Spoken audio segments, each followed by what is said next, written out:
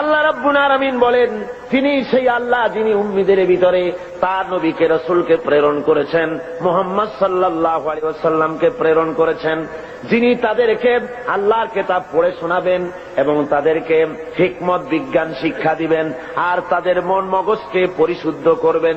এই জন্য আল্লাহ রাব্বুল আলামিন তাকে দুনিয়ায় পাঠিয়েছেন। তার দায়িত্ব ছিল আল্লাহর কিতাব পড়ে শোনাবে। হুজুর সাল্লাল্লাহু আলাইহি ওয়াসাল্লাম তো পড়তে জানতেন না। কোরআন শরীফ যখন নাজিল হতো, হুজুর সাল্লাল্লাহু আলাইহি ওয়াসাল্লাম মুখস্থ করার জন্য খুব তাড়াহুড়ো করতেন, জিহ্বা খুব বারবার নাড়াচাড়া করতেন, যাতে করে কোনো আয়াত বাদ না পড়ে যায়। আল্লাহ রাব্বুল আলামিন হুজুরের এই তাকলিফ দেখে আল্লাহ ঘোষণা করলেন, লা তুহাররিক বিহি লিসানাকা লিতাআজালা বিহি। ও নবী, কোরআন শরীফ মুখস্থ করার জন্য এত তাড়াহুড়া করার কোনো প্রয়োজন আপনার নাই, জিহ্বাকে এত নাড়াচাড়া করার কোনো দরকার নাই। জিবরাইল যখন আপনার প্রতি কোরআন অবতীর্ণ করেন, আপনি আমার জিবরাইলের সাথে একবার মাত্র পড়ে নেবেন, আপনার সিনার ভিতরে গোটা কোরআন শরীফ মুখস্থ করায় দেওয়ার মালিক আমি আল্লাহ। আমি মুখস্থ করায় দেব, শুধু মুখস্থই করাবো না, আমি আপনাকে পড়ার ক্ষমতা দিয়ে দেব। আপনি তেলাওয়াত করতে পারবেন, আপনি তেলাওয়াত করে মানুষকে বুঝাতে পারবেন, সে ক্ষমতাও আমি আপনাকে দান করে দিব। এ হলো এক জায়গায়। 2 নম্বরে আর এক জায়গায় আল্লাহ রসুলকে বলছেন, মুনাফিক এবং দুর্বল চিত্ত লোক যারা, তাদের এই অনুভূতি দেওয়ার জন্য যে মুহাম্মদ সাল্লাল্লাহু আলাইহি সাল্লামকে আমি তোমাদের মধ্যে পাঠিয়ে দিয়ে তোমাদের প্রতি আমি বিরাট এহসান করেছি, আমি তোমাদের জন্য বিরাট এহসান করেছি যে নবী তোমাদের মধ্যে আমি পাঠিয়েছি। কোরআনে কারীম বলতেছেন এই কথাটি এভাবে, ওয়ালাম লাকাদ মান্নাল্লাহু আলাল মুমিনিনা ইয বা'আসা ফীহিম রাসূলাম মিন আনফুসিহিম ইয়াতলু আলাইহিম আয়াতিহি ويزكيهم ويعلمهم الكتاب والحكمة।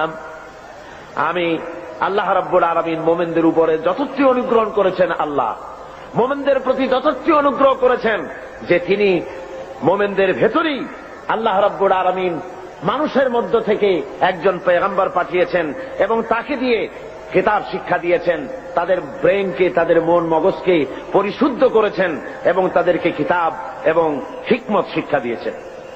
তৃতীয় আরেকটি জায়গায় আল্লাহ বলেন, কামা আরসালনা ফীকুম রাসূলাম মিনকুম ইয়াতলু আলাইকুম আয়াতিনা ويزكيهم ويعلمكم ما لم تكونوا تعلمون। নবীকে পাঠিয়েছি তোমাদের জন্য এই জন্য যে তিনি তোমাদের কিতাব শিখাবেন, তিনি তোমাদের হিকমত দিবেন, তিনি তোমাদের বিজ্ঞান চর্চা করাবেন, তিনি তোমাদেরকে মগজ, তোমাদের ব্রেন পরিশুদ্ধ করবেন এবং তোমাদেরকে সেই কথা জানাবেন যে কথা তোমরা জানো না। অর্থাৎ তোমাদের কাছে সেই জ্ঞান নাই যেই জ্ঞান দিয়ে এই পৃথিবীর বুকে তোমরা শান্তি লাভ করতে পারবে, এই ইহকালীন জীবনে এবং পারকালীন জীবনে, ব্যক্তিতে, পরিবারে ও সমাজে কোথাও তোমরা তোমাদের জীবনের পূর্ণাঙ্গ শান্তি পেতে পারবে না যতক্ষণ পর্যন্ত মুহাম্মদ রাসূলুল্লাহ সাল্লাল্লাহু আলাইহি ওয়াসাল্লামের অনুকরণ তোমরা না করো। ভাইরা আমার, সরওয়ারে কায়নাত সাল্লাল্লাহু আলাইহি ওয়াসাল্লাম তিনি তার নিজের জীবনকে মানুষের সামনে তুলে ধরেছিলেন। তার চরিত্র ছিল কোরআনের চরিত্র। মুহাম্মদ সাল্লাল্লাহু আলাইহি ওয়াসাল্লামের চরিত্র কিসের চরিত্র ছিল বলুন? হযরতে আয়েশা সিদ্দিকা রাদিয়াল্লাহু তাআলা আনহার খেদমতে কিছু বহিরাগত সাহাবী এসে জিজ্ঞেস করেছিলেন, মা আয়েশা, আপনি আমাদেরকে বলেন হুজুর সাল্লাল্লাহু আলাইহি ওয়াসাল্লামের চরিত্র কেমন, তার আখলাক সম্পর্কে আমারে কিছু শোনান। হযরত আয়েশা বলেন, ওগো সাহাবীরাম, তোমরা কি কোরআন শরীফ পড়ো নাই? ওনারা বললেন, হ্যাঁ কোরআন পড়েছি। হযরত আয়েশা বলেন, মুসলমানেরা, তোমরা যদি কোরআন শরীফ পড়ে থাকো, কোরআন যদি তোমরা পড়তে জেনে থাকো, তাহলে রাসূলের চরিত্র জানার জন্য আমার কাছে কেন এলে? যেটা কোরআন শরীফ তার বাস্তব নমুনা যদি দেখতে চাও, তাহলে আল্লাহর নবী মুহাম্মদুর রাসূলুল্লাহর দিকে তাকায়া দেখো। জোরে বলেন সুবহানাল্লাহ। তার মানে হলো যেটা কোরআন শরীফ সেইটাই মুহাম্মদ সাল্লাল্লাহু আলাইহি ওয়াসাল্লাম। কোরআন শরীফ নড়তে পারে না, কোরআন শরীফ হাঁটতে পারে না, কোরআন শরীফ কথা বলতে পারে না, কোরআন শরীফ কাগজের মধ্যে লিপিবদ্ধ একটি কিতাব। কেউ যদি আসল কোরআন দেখতে চায়, কেউ যদি চলমান কোরআন দেখতে চায়, তাহলে সে যেন মুহাম্মদ সাল্লাল্লাহু আলাইহি ওয়াসাল্লামকে দেখে নেয়। আল্লাহর নবীর 23 বছরের জিন্দেগি হলো কোরআনের জিন্দেগি। জোরে বলেন সুবহানাল্লাহ। 30 পারা কোরআন আর নবীর 23 বছরের নবুয়তের জীবন। হুজুর সাল্লাল্লাহু আলাইহি ওয়াসাল্লাম, আল্লাহ রাব্বুল আলামিন তার প্রসঙ্গ উল্লেখ করতে গিয়ে আল্লাহ বলেছেন যে তিনি শুধুমাত্র একজন নবী ছিলেন না, সাথে সাথে নবুয়তের দায়িত্ব তিনি পালন করেছেন। এবং তিনি হারাম এবং হালালের বিধান শুধু কোরআন শরীফেই করা হয়নি, মুহাম্মদ সাল্লাল্লাহু আলাইহি ওয়াসাল্লামকেও পাওয়ার দেওয়া হয়েছে হালাল এবং হারামের বিধান তিনিও নির্ধারণ করার ক্ষমতা আল্লাহ তাকেও দিয়েছেন। কোরআন শরীফ বলতেছে, ইয়ামুরুহুম বিল মারুফি ওয়া ইয়ানহাহুম আনিল মুনকার ওয়া ইউহিল্লু লাহুমুত তাইয়্যিবাতি ওয়া ইউহাররিমু আলাইহিমুল খাবাইস। আল্লাহ রাব্বুল আলামিন বলেন, তিনি মানুষকে ভালো কাজের জন্য আদেশ দেন আর মন্দ কাজ থেকে ফিরায় রাখেন, আর হালাল এবং হারাম জিনিসগুলি তিনি বেছে দেন, নির্ধারণ করে দেন। সুতরাং কোরআন শরীফের মধ্যে হালাল হারামের বিধান আল্লাহ যা দিয়েছেন এখানেই শেষ নয়, মুহাম্মদ সাল্লাল্লাহু আলাইহি ওয়াসাল্লামকেও আল্লাহ রাব্বুল আলামিন লেজিসলেটিভ পাওয়ার তাকেও দান করেছেন, অর্থাৎ আইন তৈরি করার তিনি শারে ছিলেন, শরীয়ত প্রণয়নকারীও ছিলেন। জোরে বলেন সুবহানাল্লাহ। বিরাট ক্ষমতা আল্লাহ তাকে দান করে দিয়েছিলেন। মুহাম্মদ আল্লাহর কথা মানা যেমন ফরজ, মুহাম্মদ সাল্লাল্লাহু আলাইহি ওয়াসাল্লামের কথা মানা সুন্নত না নফল? বলেন তো কি? আপনারা তাহলে নিশ্চয়ই বুঝতে পেরেছেন। মুহাম্মদ সাল্লাল্লাহু আলাইহি ওয়াসাল্লামের কথা মানা শুধু নফল নয়, সুন্নত শুধু নয়, বরং আরো বেশি। আল্লাহর কথা মানা যেমন ফরজ, মুহাম্মদ সাল্লাল্লাহু আলাইহি ওয়াসাল্লামের কথা মানা তেমন ফরজ। কেমন করে হলো তা? হয়েছে এইভাবে, আল্লাহ রাব্বুল আলামিন তিনি ঘোষণা করেছেন, ওয়ামা আতাকুমুর রাসূলু ফাখুযুহু ওয়ামা নাহাকুম আনহু ফান্তাহু। তোমাদের রাসূল তোমাদের জন্য যা আনয়ন করেছেন, তিনি যা তোমাদেরকে দিয়েছেন তা তোমরা গ্রহণ করো, আর যা নিষেধ করেছেন তার থেকে তোমরা ফিরে থাকো। তার অর্থ হলো মুহাম্মদ সাল্লাল্লাহু আলাইহি ওয়াসাল্লাম যা আদেশ করেছেন তা মানা ফরজ, আল্লাহর হুকুম অনুযায়ী। কার হুকুম অনুযায়ী ফরজ? আর হুজুর যা নিষেধ করেছেন তার থেকে ফিরে থাকা, আল্লাহর হুকুম অনুযায়ী তার থেকে ফিরে থাকা কি? ফরজ। রাসূল যেটা নিষেধ করেছেন তা করা হারাম, যা আদেশ করেছেন তা পালন করা ফরজ। কথা বুঝে আসছে ভাইরা আমার?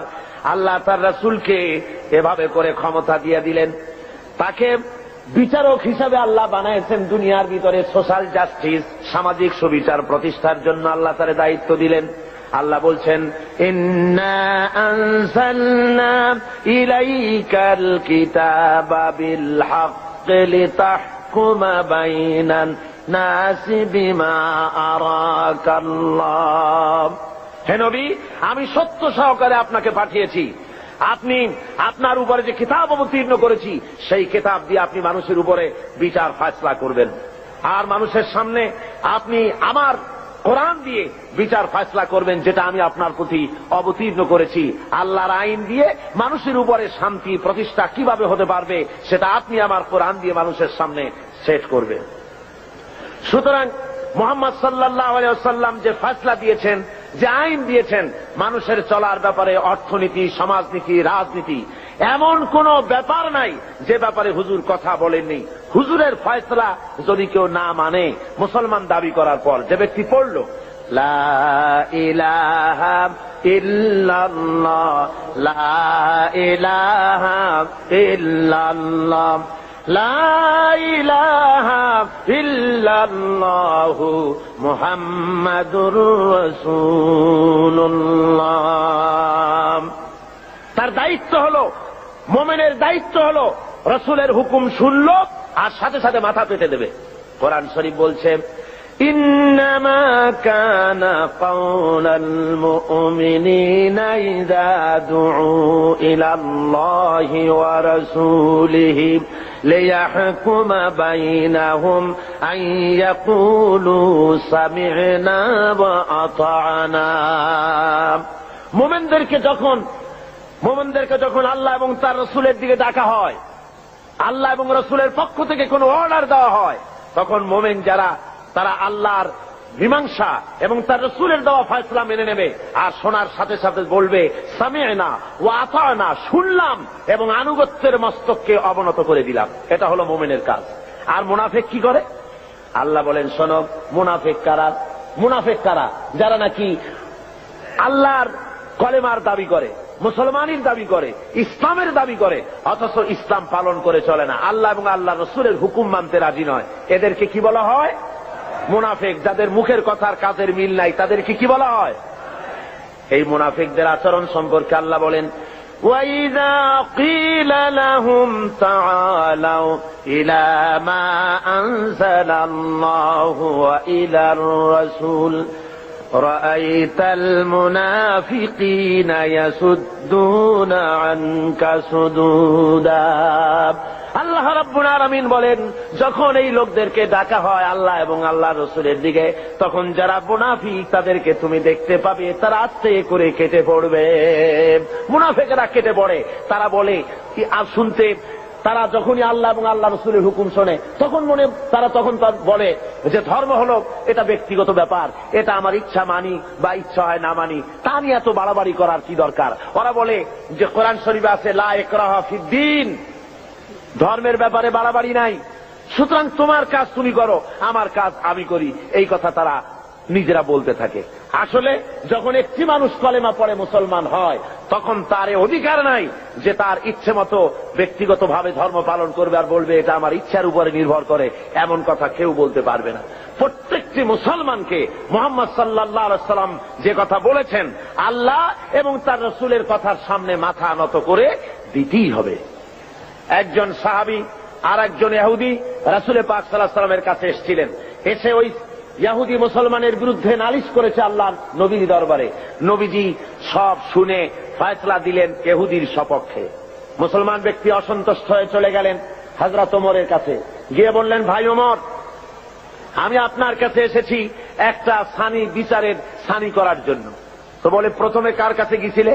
গিয়েছিলাম মুহাম্মদ সাল্লাল্লাহু আলাইহি সাল্লামের কাছে। ইহুদির সাথে আমার সাথে একটা ব্যাপার নিয়ে ঝগড়া হয়েছে, কিন্তু মুহাম্মদ সাল্লাল্লাহু আলাইহি সাল্লাম সেটা শুনিয়া রায় দিলেন ইহুদির পক্ষে। অথচ আমি মুসলমান, আমি নামাজ পড়ি, আমি চাঁদা দেই, আমি জেহাদে যাই, অথচ আমার পক্ষে রায় দেওয়া হলো না। বলুন তো দেখি কেমন কথা। আল্লাহ আপনাকে বড় রাজনৈতিক জ্ঞান দান করেছেন, আপনি আমার এই ফয়সালাটা করে দেন। হযরত ওমর বললেন, আল্লাহর বান্দা, অপেক্ষা করো, আমি তোমার ফয়সালা করে দিতেছি। বাড়ির মধ্যে ঢুকলেন, একটা তরবারি নিয়ে এলেন। তরবারিটা খাপ থেকে বের করে হযরত ওমর বললেন, আল্লাহর বান্দা শোনো, যে ব্যক্তি মুহাম্মদ সাল্লাল্লাহু আলাইহি সাল্লাম ফয়সালা করে দেওয়ার পর নিজেকে মুসলমান দাবি করে আর তারপরে সেই ফয়সালা মেনে নিতে পারে না, দ্বিধা দ্বন্দ্বে ভোগে অথবা তার ছানি করতে আসে, ওই লোকের ফয়সালা এইরকম করে দিতে হয়। তরবারি দিয়ে আঘাত করলেন, লোকটা দুই টুকরা হয়ে জমিনের উপরে পড়ে গেল। সারা এলাকায় খবর হলো হযরত ওমর মুসলমান হত্যা করেছেন।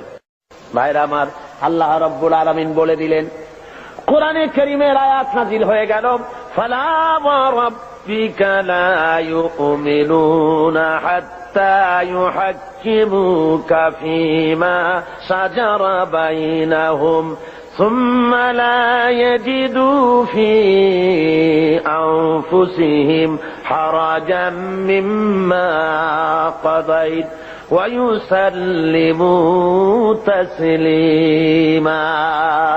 হে নবী, আপনার আল্লাহর কসম, আপনার রবের কসম, সে ব্যক্তি মুমিন নয়, যে ব্যক্তি আপনি ফয়সালা দেওয়ার পর, আপনি সিদ্ধান্ত দেওয়ার পর ওই সিদ্ধান্ত মেনে নিতেই এতটুকুন দ্বিধা দ্বন্দ্বে ভোগে, মানতে পারে না, সন্দেহ পোষণ করে, আপনার আল্লাহর কসম, সে ব্যক্তি মুমিন না।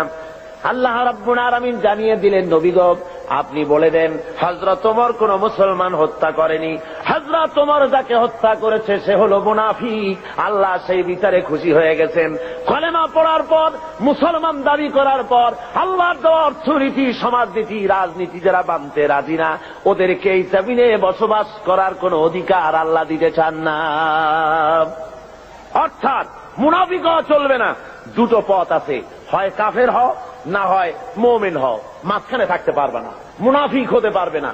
দুই পথের যে পথে খুশি সে পথে চলে যাও, হয় ইসলামকে বাদ দাও। ইসলাম পছন্দ হয় না, আল্লাহ পছন্দ হয় না, রাসূল পছন্দ হয় না, চলে যাও, বেরিয়ে যাও। আছে না এমন?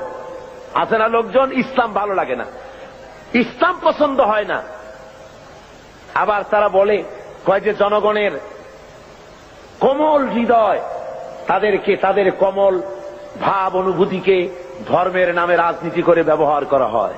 জনগণের হৃদয় তো কোমল থাকবেই, কোমল হওয়া স্বাভাবিক, নরম হওয়া স্বাভাবিক, যেহেতু জনগণ হলো ইমানদার দিনদার। আর যারাই কথা বলে তারা জেনাকার, মদখোর, বদমাশ, কলিজা কঠিন, তাই কোরআনের আওয়াজ তাদের কলিজায় পৌঁছায় না।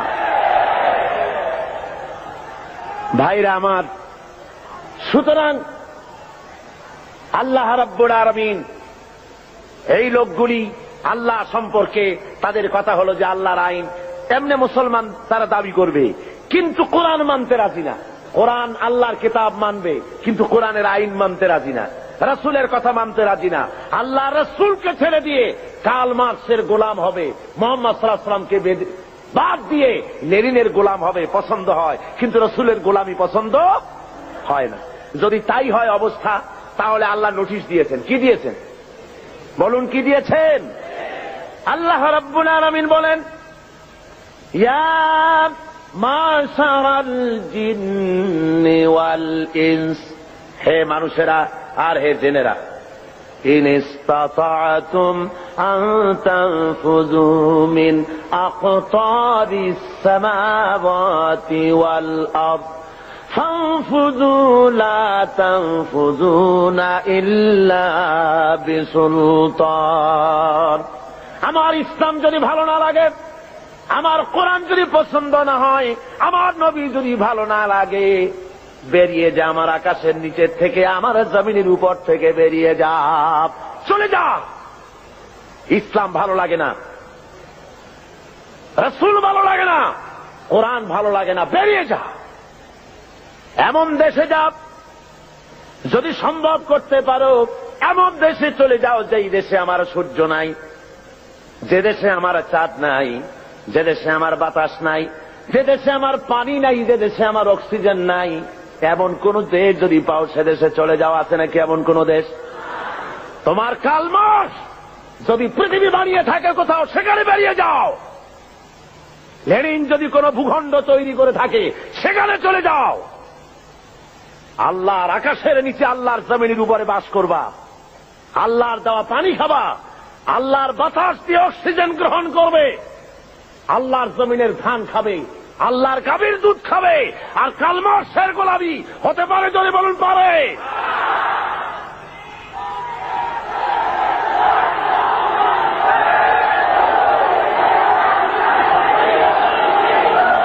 ভাইরা আমার,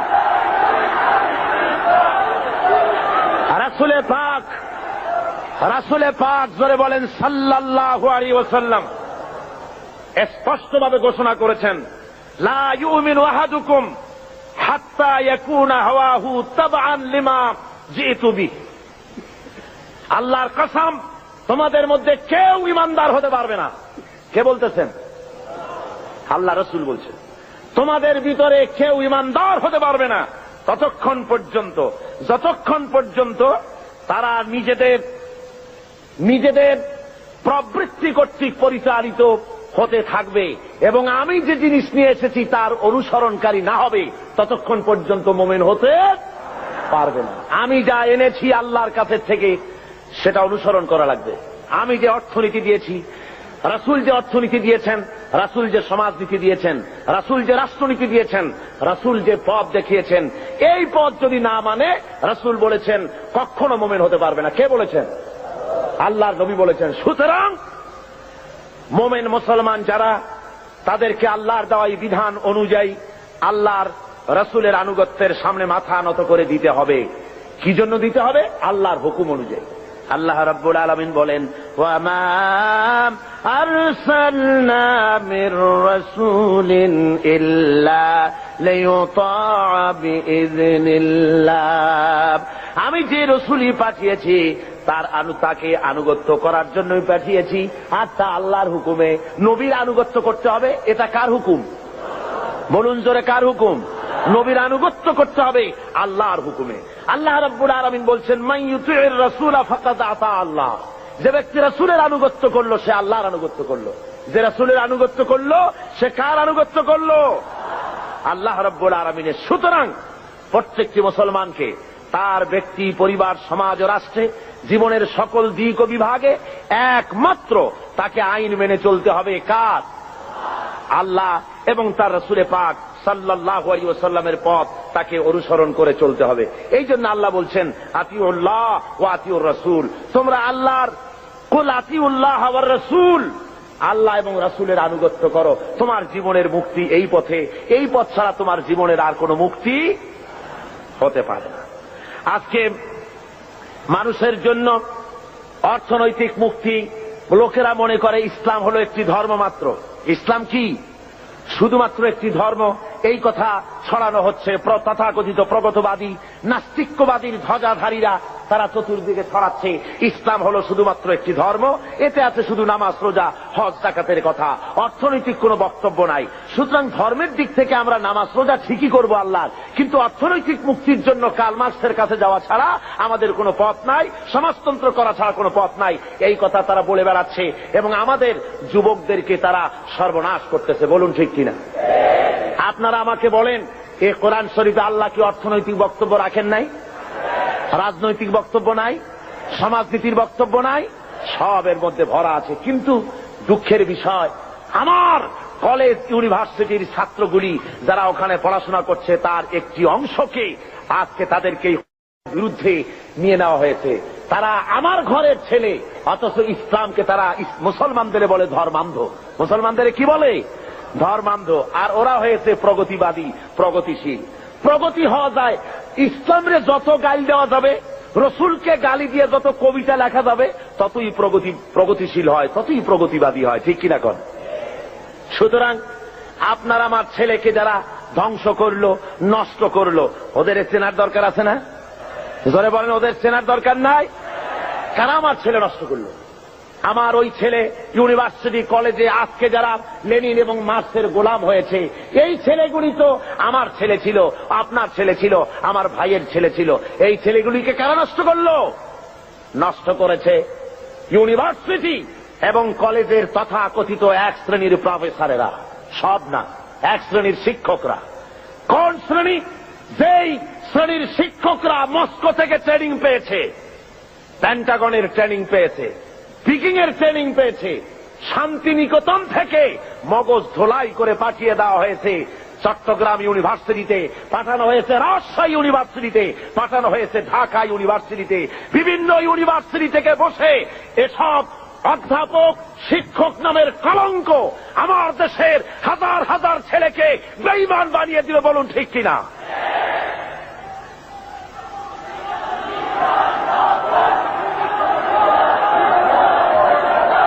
ভাইয়েরা আমার,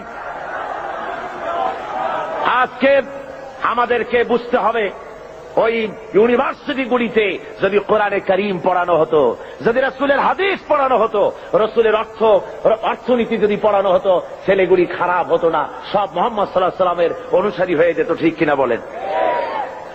আল্লাহ রাব্বুল আলামিন কোরআনে কারীমের মধ্যে অর্থনীতি দিয়ে ভরপুর করে দিয়েছেন। সমস্ত কথা বলেছেন, শ্রমিকের ব্যাপারে কথা বলেছেন, কৃষকদের ব্যাপারে কথা বলেছেন। পুঁজিবাদকে ইসলাম আশ্রয় দেয়নি, বরং অর্থনৈতিক একটি সামাজিক সুবিচার, একটি সুষম বন্টন নীতির কথা আল্লাহ রাব্বুল আলামিন বলেছেন। এই পৃথিবীর সমস্ত সম্পদের আসল মালিক কে? জোরে বলুন কে? লিল্লাহি মা ফিস সামাওয়াতি ওয়া মা ফিল আরদ। পড়েন সবাই আমার সাথে, লিল্লাহি মা ফিস সামাওয়াতি ওয়া মা ফিল আরদ। আসমান আর জমিনের সবকিছুর একচ্ছত্র মালিকানা হলো আল্লাহর। কিন্তু আল্লাহ রাব্বুল আলামিন ওই মালিক আল্লাহর সম্পদ থেকে কাউকে কাউকে এর মালিক, এর কিছু সময়ের জন্য রক্ষক বানায় দেন, কিছু সময়ের জন্য আমানতদার বানায় দেন। যার কাছে যতটুকু জমি আছে, টাকা আছে, সম্পদ আছে, এগুলি তার কাছে আমানত মাত্র। আল্লাহ কোরআনে কারীমের মধ্যে বলেন, وأنفقوا مما جعلكم مستخلفين فيه। আল্লাহ যেসব ধন সম্পদ তোমাদেরকে দান করেছেন, এর প্রতিনিধি বানাইছেন, তোমরা তার থেকে আল্লাহর রাস্তায় খরচ করো। এর দ্বারা বোঝানো হচ্ছে ধন সম্পদের আসল মালিক আল্লাহ, তোমার কাছে কিছুদিনের জন্য আমানত রাখা হয়েছে। আর ওই ধনীদেরকে বলা হয়েছে ওয়াল্লাযীনা ফী আমওয়ালিহিম হাক্কুম মা'লুমুল লিস-সাইলি ওয়াল মাহরুম। ধনীদের সম্পদের মধ্যে গরিবদের অধিকার আছে। আল্লাহ রাব্বুল আলামিন বলছেন ধনীদেরকে যে গরিবরা তোমার করুণার পাত্র নয়, বরং তোমাদের সম্পদে আছে তাদের অধিকার, সে অধিকার তোমরা আদায় করে দাও। এবারে আল্লাহ রাব্বুল আলামিন এভাবে করে কোরআনের মধ্যে বারবার এই কথা বলেছেন, ওয়ানফিকু মিম্মা রাযাকনাকুম, আমি তোমাদেরকে যে রিজিক দান করেছি তার থেকে তোমরা খরচ করো গরিব জনসাধারণের জন্য। প্রশ্ন উঠলো, হে রাসূল কি খরচ করব? আল্লাহ জবাবটা শিখায় দিলেন, ওয়ায়াসআলুনাকা মাযা ইউনফিকুনা কুলিল আফওয়া। আল্লাহ রাব্বুল আলামিন বলেন, নবী হে, আপনাকে প্রশ্ন করা হয় কি খরচ করব, আপনি বলে দেন প্রয়োজনের অতিরিক্ত জিনিস আল্লাহর রাস্তায় খরচ করে দাও, যেটা তোমার কাজে লাগছে না, তোমার ব্যক্তিগত এবং তোমার পরিবারের জন্য রেখে বাকি জিনিসটা তুমি আল্লাহর রাস্তায় মানুষের জন্য, গরিবদের জন্য খরচ করে দাও। তিরমিজি শরীফের হাদিসের মধ্যে এসেছে, আল্লাহ রাসূল বলেছেন মানুষের প্রত্যেকটি আদম সন্তানের খাওয়া পড়া, শিক্ষা, চিকিৎসা, বাসস্থান, এই জিনিসগুলির গ্যারান্টি আল্লাহ রাব্বুল আলামিন দিয়ে থাকেন, ইসলামী সরকার দিয়ে থাকে। ইসলাম অর্থনৈতিক নিরাপত্তার জন্য যেসব ব্যবস্থা গ্রহণ করেছে তার সবচেয়ে বড় কথা হলো সমাজের কর্মক্ষম ব্যক্তি যারা কাজ করতে পারে না তাদের রুজির জন্য তারা পরিশ্রম করবে, যারা কাজ করতে পারে তারা পরিশ্রম করবে, এটা হলো ইসলামের কথা। কোরআনে কারীমের মধ্যে সূরা জুমায় একথা বলা হয়েছে, فَإِذَا قُضِيَتِ الصَّلَاةُ فَانتَشِرُوا فِي الْأَرْضِ وَابْتَغُوا مِنْ فَضْلِ اللَّهِ وَاذْكُرُوا اللَّهَ كَثِيرًا لَعَلَّكُمْ تُفْلِحُونَ। আল্লাহ রাব্বুল আলামিন বলেন, নামাজ পড়া যখন হয়ে গেল, ফাইদা কুদিয়াতিস সালাত ফান্তাশিরু ফিল আরদ, নামাজ পড়া যখন হয়ে গেছে এখন আর ঘুমায় থেকো না, বেরিয়ে যাও, কলে কারখানায়, খেতে খামারে, অফিসে আদালতে কাজ করো। জোরে বলেন সুবহানাল্লাহ। ইসলাম কাজের ট্রেনিং দেয়, বসে থেকো না, নামাজ পড়া হয়েছে বেরিয়ে যাও। হাদিস শরীফে এসেছে, ইযা সাল্লাইতুমুল ফাজরা ফালা তানুমু আন তালবি আরযাকিকুম, যখন ফজরের নামাজ পড়া হয়ে গেল ঘুমায়ও না, ফালা তানুমু, ঘুমায়ও না, বেরিয়ে যাও, কল কারখানা, খেতে খামারে, অফিসে আদালতে উৎপাদন বাড়াও, কাজ করো, নিজের জন্য পরিশ্রম করো, অন্যের জন্য পরিশ্রম করো। হুজুর বলেছেন সেই ব্যক্তির মতো হতভাগ্য আর কেউ নাই যে নিজের জন্য পরিশ্রম করে না, অন্যের জন্য পরিশ্রম করে না, তার মতো হতভাগ্য আর কেউ হতে পারে না। ইসলাম কাজের কথা এভাবে বলেছেন, আর বলেছেন কি, এই কাজটা যখন করবে তখন কিন্তু আমাকে ভুলে যেও না, আমার কথা মনে রেখো। যখন তুমি কাজে বেরোবে, আমার ফাইদা কুদিয়াতিস সালাত ফান্তাশিরু ফিল আরদ ওয়াবতাগু মিন ফাদলিল্লাহ ওয়াযকুরুল্লাহা কাসীরান লাআল্লাকুম তুফলিহুন, যখন তোমরা রুজি তালাশের জন্য বেরোবে তখন আমার জিকির বেশি বেশি করে করবে। কার জিকির? আল্লাহর জিকির। তার মানে এটা নয় যে অফিসে বসে আল্লাহু আল্লাহ করবেন, তারপরে জমিনে গিয়ে আল্লাহু আল্লাহ করবেন মুখে মুখে শুধু, তা না। জিকির মানে স্মরণ। জিকির মানে কি? এর মানে হলো আপনি যখন অফিসে বসবেন, আল্লাহ বলেন এটা তোমার রুজি কামাইয়ের জায়গা, অফিসে বসে যতক্ষণ থাকবে তখন আমাকে স্মরণ করবে। আমি যদি তোমার স্মরণে থাকি তাহলে বাম হাতের ইনকাম করা সম্ভব হবে না। কথা বোঝেন? বাম হাতের ইনকাম এটা আছে নাকি? চিটাগঙ্গে নাই বোধহয়, আছে। ঘুষের টাকা, অবশ্য বাংলাদেশে ঘুষ নাই। বাংলাদেশে ঘুষের প্রচলন আছে নাকি? না না, বাংলাদেশে ঘুষ গেছে বকশিস হইয়া। কয় যে আমার বকশিস দিতে। হযরতে ওমর ফারুক রাদিয়াল্লাহু তাআলা আনহুর জামানায় যাকাত কালেক্টররা যাকাতের টাকা নিয়ে আসছে, এসে বলছে, হে আমিরুল মুমিনিন, এই নিন, এই টোপলাটা হলো যাকাতে। আচ্ছা ওইটা কি? ওই যে ছোট টোপলাটা? ওইটা হলো আমার হাদিয়া, লোকেরা আমাকে দিয়েছে।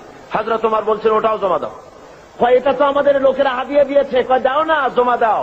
এরপরে আমি তোমার চাকরি বাদ দিয়ে দিলাম, এখন যাও দেখি তোমার কেটে হাদিয়া দেয়।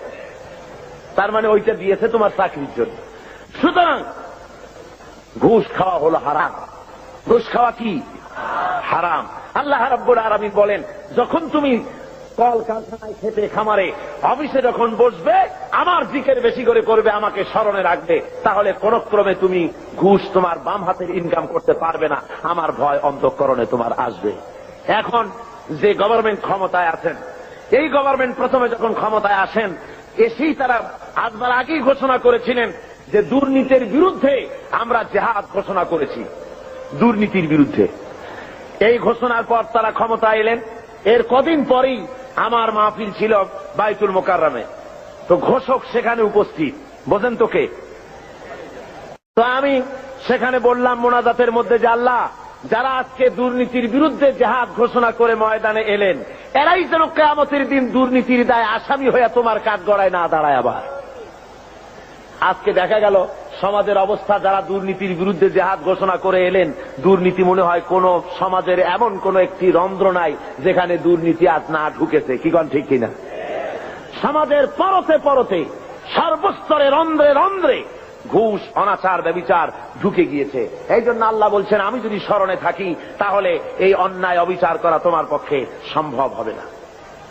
আল্লাহ রাব্বুল আলামিন এরপরে যারা কাজ করতে পারেন তাদের কি, যারা কাজ করতে পারে না, উপার্জনে অক্ষম যারা, তাদের জন্য আল্লাহ রাব্বুল আলামিনের রাসূল পাক সাল্লাল্লাহু আলাইহি ওয়াসাল্লাম বলেছেন যে যারা কাজ করতে পারে, তারা কর্ম কাজে যারা শক্তি নাই, তাদের প্রয়োজন তারা মিটিয়ে দেবে। ওয়ায়াকফুলু গানিয়ুহুম ফাকিরাহুম, তাদের সমাজের ধনীরা তারা গরিবদের খাবারের বন্দোবস্ত করবে, তাদের অভাব অভিযোগ প্রয়োজনকে মিটিয়ে দেবে। আল্লাহ রাব্বুল আলামিনের নবী বলেন, সেই ব্যক্তি মুমিন নয়, সেই ব্যক্তি মুমিন নয়। তিনবার বললেন। সাহাবায়ে কেরাম জিজ্ঞেস করলেন, ইয়া রাসূলুল্লাহ, কোন ব্যক্তি মুমিন নয়? হুজুর বলেন, যে ব্যক্তি পেট পুরে আহার করার পর ঘুমায় গেল, এই কথা জানার পরে যে তার প্রতিবেশী না খেয়ে আছে, এই কথা জানার পরে যে ঘুমায় গেল। আল্লাহ নবী বলেন, সে যত নামাজি আর যাই কিছু হোক না কেন, আল্লাহর কাছে সে মুমিন বলে চিহ্নিত হতে পারবে না। এর চাইতে উন্নত মানের কথা এই পৃথিবীতে আর কেউ বলতে পেরেছে? বলুন, কি বলেন? আর কেউ বলতে পেরেছে? আর কেউ বলতে পারেনি। রাসূল পাক সাল্লাল্লাহু আলাইহি ওয়াসাল্লাম বলেছেন, আইয়ু রাজুলিন মাতা জিয়ান বাইনা আগনিয়া ফাকাদ বারিয়াত মিনহুম জিম্মাতুল্লাহি ওয়া রাসূলি। আল্লাহর নবী বলেন, কোন ধনাঢ্য এলাকার ভিতরে কোন গরিব মানুষ যদি মারা যায়, কোন মানুষ যদি না খেয়ে মারা যায় কোন ধনাঢ্য এলাকার ভিতরে, তাহলে ওই এলাকার ধনী ব্যক্তিদের সঙ্গে আল্লাহর সাথে এবং তার রাসূলের সাথে কোনো সম্পর্ক থাকবে না, সমস্ত সম্পর্ক বিচ্ছিন্ন হয়ে যাবে। জোরে বলেন নাউযুবিল্লাহ। কোন ধনীদের এলাকায় যদি গরিব না খাইয়া মরে যায়, তাহলে ওই এলাকার ধনীদের সাথে আল্লাহর কোনো সম্পর্ক বাকি থাকবে না। রাসূল পাক সাল্লাল্লাহু আলাইহি ওয়াসাল্লাম একথা স্পষ্ট করে বলেছেন। তাই তো আমরা দেখেছি মুহাম্মদ সাল্লাল্লাহু আলাইহি ওয়াসাল্লাম যখন ক্ষমতায় ছিলেন, হুজুর বলেছেন, অর্থাৎ রাষ্ট্রীয় ক্ষমতায়, হুজুর বলেছেন, খায়রুল কুরুনে কারনি, সর্বশ্রেষ্ঠ যুগ হলো আমার যুগ। জোরে কোন সুবহানাল্লাহ। মানুষ দরজা খুলে ঘুমাবার সুযোগ পেয়েছে, না খেয়ে কেউ মরে নাই। আজকে তো লোকেরা মঞ্চের উপরে দাঁড়ায়, ইলেকশন আসলে পরে কত কায়দার লম্বা জামা গায়ে দেয়, দেখেন না? খদ্দরের জামা একেবারে আমাদের চাইতেও লম্বা জামা, দুই কোনাটা খুব বেশি করে লম্বা, কানাটা ফাড়া। এরপরে মঞ্চে এসে সুন্দর করে বলে, এবার যদি একবার চাইতে পারি ক্ষমতায়, না খাইয়া কেউ মরবে না, কিন্তু কি খাইয়া যে মরবে তাও তারা বলে না। ভাইরা আমার, মানুষেরা বুঝতে পারে না, আর এদের পেছনে দৌড়াতে থাকে। রাসূল পাক সাল্লাল্লাহু আলাইহি ওয়াসাল্লাম ইসলামী বিধানের মাধ্যমে মানুষের খাওয়া পড়ার, শিক্ষা, চিকিৎসা, বাসস্থানের গ্যারান্টি দিয়েছিলেন। রাসূল দুনিয়া থেকে বিদায় হলেন। হযরতে আবু বকর, হযরত ওমর, হযরত উসমান, হযরত আলী রিদওয়ানুল্লাহ তাআলা আলাইহিম আজমাইন দুনিয়ার বুকে শাসন করেছেন, পৃথিবীকে দেখায়েছেন রাষ্ট্র কেমনে চালায়। নিজেরা না খেয়ে জনগণকে খাবারের বন্দোবস্ত করেছেন। হযরত ওমর ফারুক রাদিয়াল্লাহু তাআলা আনহু তো রাতের আধারে ঘুরে ঘুরে বেড়াতেন, কে খেয়েছে, কে না খেয়ে আছে, কার বাড়ি অসুখ, কার বাড়ি ভালো, কি অবস্থা, এগুলি রাসূল পাক সাল্লাল্লাহু আলাইহি ওয়াসাল্লামের সাহাবী হযরত ওমর দেখতেন। মানুষের চাপ আর কিছু না। আমি আর ওদিকে লক্ষ্য করবেন, এদিকে লক্ষ্য করেন। আমি তো আপনাদের নিয়ে জিহাদের ময়দানে যাব। কোথায় যাব? তো এই রকমের একটা আওয়াজ শুনে যদি মানুষের চিল্লানি আওয়াজ শুনে যদি ওদিক ফিরে তাকান, তাহলে আপনাদের নিয়ে জিহাদের ময়দানে যাওয়া যাবে? কি বলেন?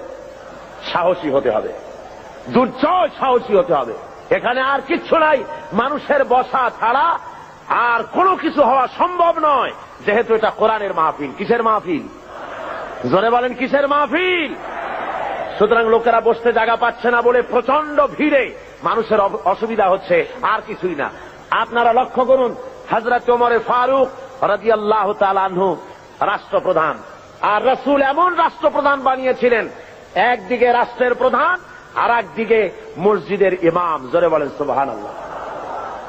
রাষ্ট্রপ্রধান যিনি হবেন, সেই এলাকার সবচাইতে বড় মসজিদে ইমামতিও তাকে করতে হবে, সে যোগ্যতা থাকা লাগবে। আমাদের দেশে রাষ্ট্রপ্রধান যত আসছেন, যদি শোনা যায় যে উনি আজকে বাইতুল মোকাররমে ইমামতি করবেন, মুসল্লি পাওয়া যাবে একটাও? কি বলেন, পাওয়া যাবে নাকি? হসপিটালের রুগীরা যদি শোনে যে ডাক্তার নাই, ইঞ্জিনিয়াররা আসছে চিকিৎসা করার জন্য, রুগী থাকবে একটাও? পাও ভাঙ্গা রুগীও হসপিটালের জানালা ভাঙ্গে বাইরে পড়বে ভয়তে, যে কোন জায়গার ইনজেকশন কোথায় করে তার তো ঠিক নেই। সুতরাং লোকেরা বলবে, আল্লাহ এমন প্রেসিডেন্টের পিছনে নামাজ পড়া থেকে আমাকে রক্ষা করো, আমাদের বাঁচাও। রাসূল বানিয়েছিলেন এমন, যিনি হবেন রাষ্ট্রপ্রধান, তিনি হবেন মসজিদের কি ইমাম, তিনি অর্থনীতির ইমাম, তিনি গোটা দেশের ইমাম। একদিকে ইমাম, আর একদিকে স্পিরিচুয়াল ওয়ার্ল্ড, অর্থাৎ আধ্যাত্মিক জগৎ, ইলমে মারফতের শৈল শিখরে আল্লাহ তাকে আরোহণ করিয়েছেন হযরত ওমর। হযরত আলী রাদিয়াল্লাহু তাআলা আনহু, হযরত ওমর ফারুক রাদিয়াল্লাহু তাআলা আনহুর জামানায় খেলাফতের আমলে তিনি স্বপ্নে দেখছেন যেন মুহাম্মদ সাল্লাল্লাহু আলাইহি ওয়াসাল্লামের পেছনে তিনি ফজরের নামাজ আদায় করছেন মসজিদে নববীতে। নামাজ শেষ হয়ে যাওয়ার পর হযরত আলী রাদিয়াল্লাহু তাআলা আনহু তিনি দেখলেন যে মসজিদের দরজা থেকে একজন বুড়ি প্রবেশ করলো একটা পাত্র নিয়ে। রাসূলের কাছে এসে বলছেন, ইয়া রাসূলুল্লাহ, এই পাত্র ভরা খোরমা আমার বাগানের, আপনি খান, সাহাবায়ে কেরামদের মধ্যে ভাগ করে দেন। রাসূল জিজ্ঞেস করলেন, পাত্রটা নিয়া মিয়া তোমার নাম কি? বলছে, আমার নাম জুবায়ের। নাও 5টা তোমার নাম, আমার নাম সাঈদ। নাও 7টা তোমার নাম, জাবের। নাও 3টা তোমার নাম, আমার নাম আবু সাঈদ খুদরি। নাও 6টা। এভাবে ভাগ করতেছেন। দিতে দিতে সর্বশেষ হযরত আলী, হুজুর বলছেন তুমি কে? হযরত আলী বলেন, হুজুর আমি তো আলী। নাও 1টা। হযরত আলী হুজুরের কাছের থেকে খোরমা নিয়ে নিজের মুখের মধ্যে দিয়ে চিবোচ্ছেন। হযরত আলী স্বপ্নের ভিতরে রাসূলের দেওয়া খুরমার দানা মুখের ভিতরে দিয়ে চিবোচ্ছেন। এমন সময় কানের মধ্যে আজানের আওয়াজ চলে গেল, ফজরের আজানের, আসসালাতু খায়রুম মিনান নাওম। হযরত আলীর ঘুম ভেঙে গেল। তিনি ঘুমের থেকে জেগেছেন ঠিকই, কিন্তু মুখের ভিতরে রাসূলের দেওয়া খুরমার স্বাদ তার মুখের মধ্যে তখনও বিরাজমান। আল্লাহর নবীর জান্নাতি সুগ্রাণ তখনও হযরত আলীর ঘরের মধ্যে তখনও রয়েছে। হযরত আলী উযু করে মসজিদে নববীর ভিতরে চলে গেলেন, যায় দেখেন হযরত ওমর ইমামতি করতেছেন। নামাজ শেষে ওমর যখন পিছনে ফিরেছেন, হযরত আলী দেখেন মসজিদের ভিতরে একজন লোক ঢুকলো।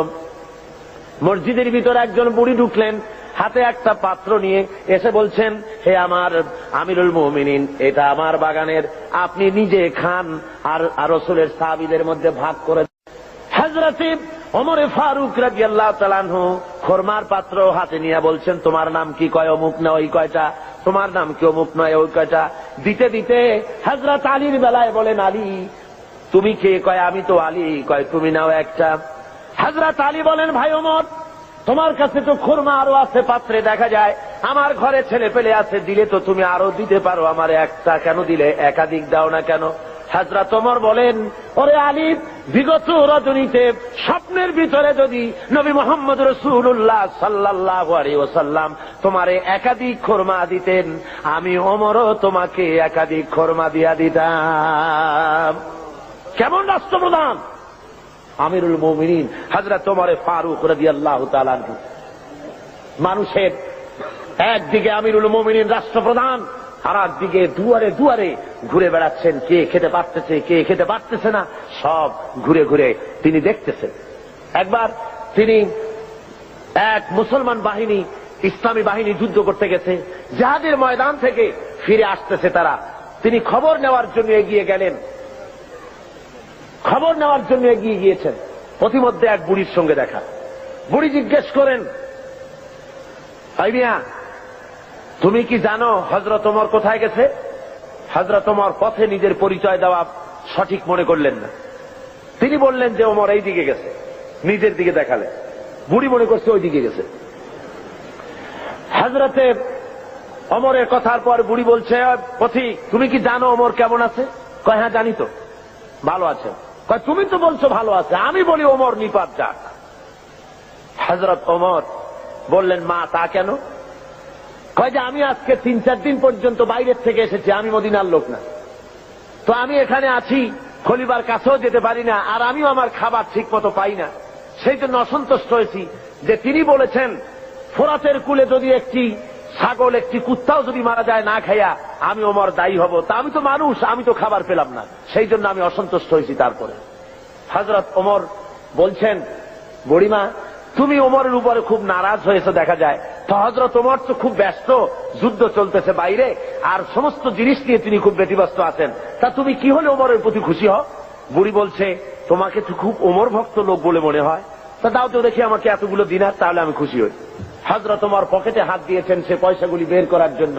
এমন সময় যে এলাকায় মুসলমানেরা যুদ্ধ করতে গিয়েছিলেন, সেই এলাকা থেকে তারা ফিরে এসে প্রতিমধ্যে হযরত ওমরকে দেখে বলছেন, আমিরুল মুমিনিন খলিফাতুল মুসলিমিন, আল্লাহর শুকর যে আল্লাহ আমাদেরকে জয়ী করেছেন। শুনে বুড়ি যখন শুনল যে আমিরুল মুমিনিন, সে ভয়তে থরথর করছে, সর্বনাশ, হযরত ওমরের সামনে আমি বলছি যে ওমর নিপাত যাক। বুড়ি তখন করজোরে বলছে, আমিরুল মুমিনিন আমি বুঝতেই পারি নাই, ভুল করেছি, আপনার সামনে আপনার নিপাত কামনা করেছি, আমি বুঝি নাই, আমারে আল্লাহর রাস্তে মাফ করে দেন। হযরত ওমর বলেন, বুড়ি মাফ করা লাগবে না আমার, উল্টা মাফ চেও না, বরং আমি মাফ চাই। তুমি বলার আগে আমি যে তোমার ক্ষুধার খবর নিতে পারি নাই, এই জন্য তুমি কিয়ামতের ময়দানে আল্লাহর দরবারে আমারে তুমি আসামি বানাইও না। ইসলাম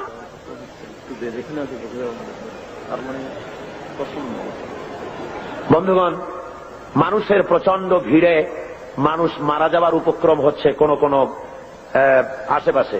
তো আমি যদি আপনাদের বলি একটু চাপতে, আপনারা কি পারবেন? আমিও জানি আপনারা পারবেন, কিন্তু দাঁড়াবেন না, কেউ দাঁড়াবেন না, দাঁড়াবার কোনো পারমিশন নাই, বেয়াদবি করবেন না। বসা অবস্থায় একটু এগোন তো, বসা অবস্থায় চতুর্দিক থেকে কেউ কোনো মুসলমান দাঁড়াবে না। বসা অবস্থায় একটু চেপে আসেন আর একটু মহব্বতের সাথে জিকির করেন, লা ইলাহা ইল্লাল্লাহ, খুব জোরে করেন, লা ইলাহা ইল্লাল্লাহ,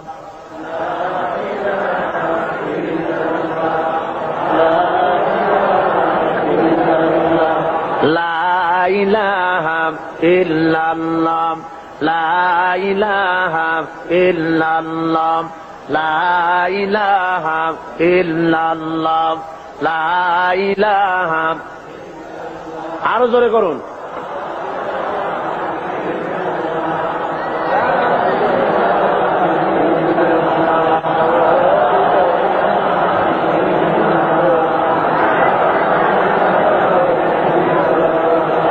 লা ইলাহা ইল্লাল্লাহ, লা ইলাহা, লা ইলাহা ইল্লাল্লাহু মুহাম্মাদুর রাসূলুল্লাহ।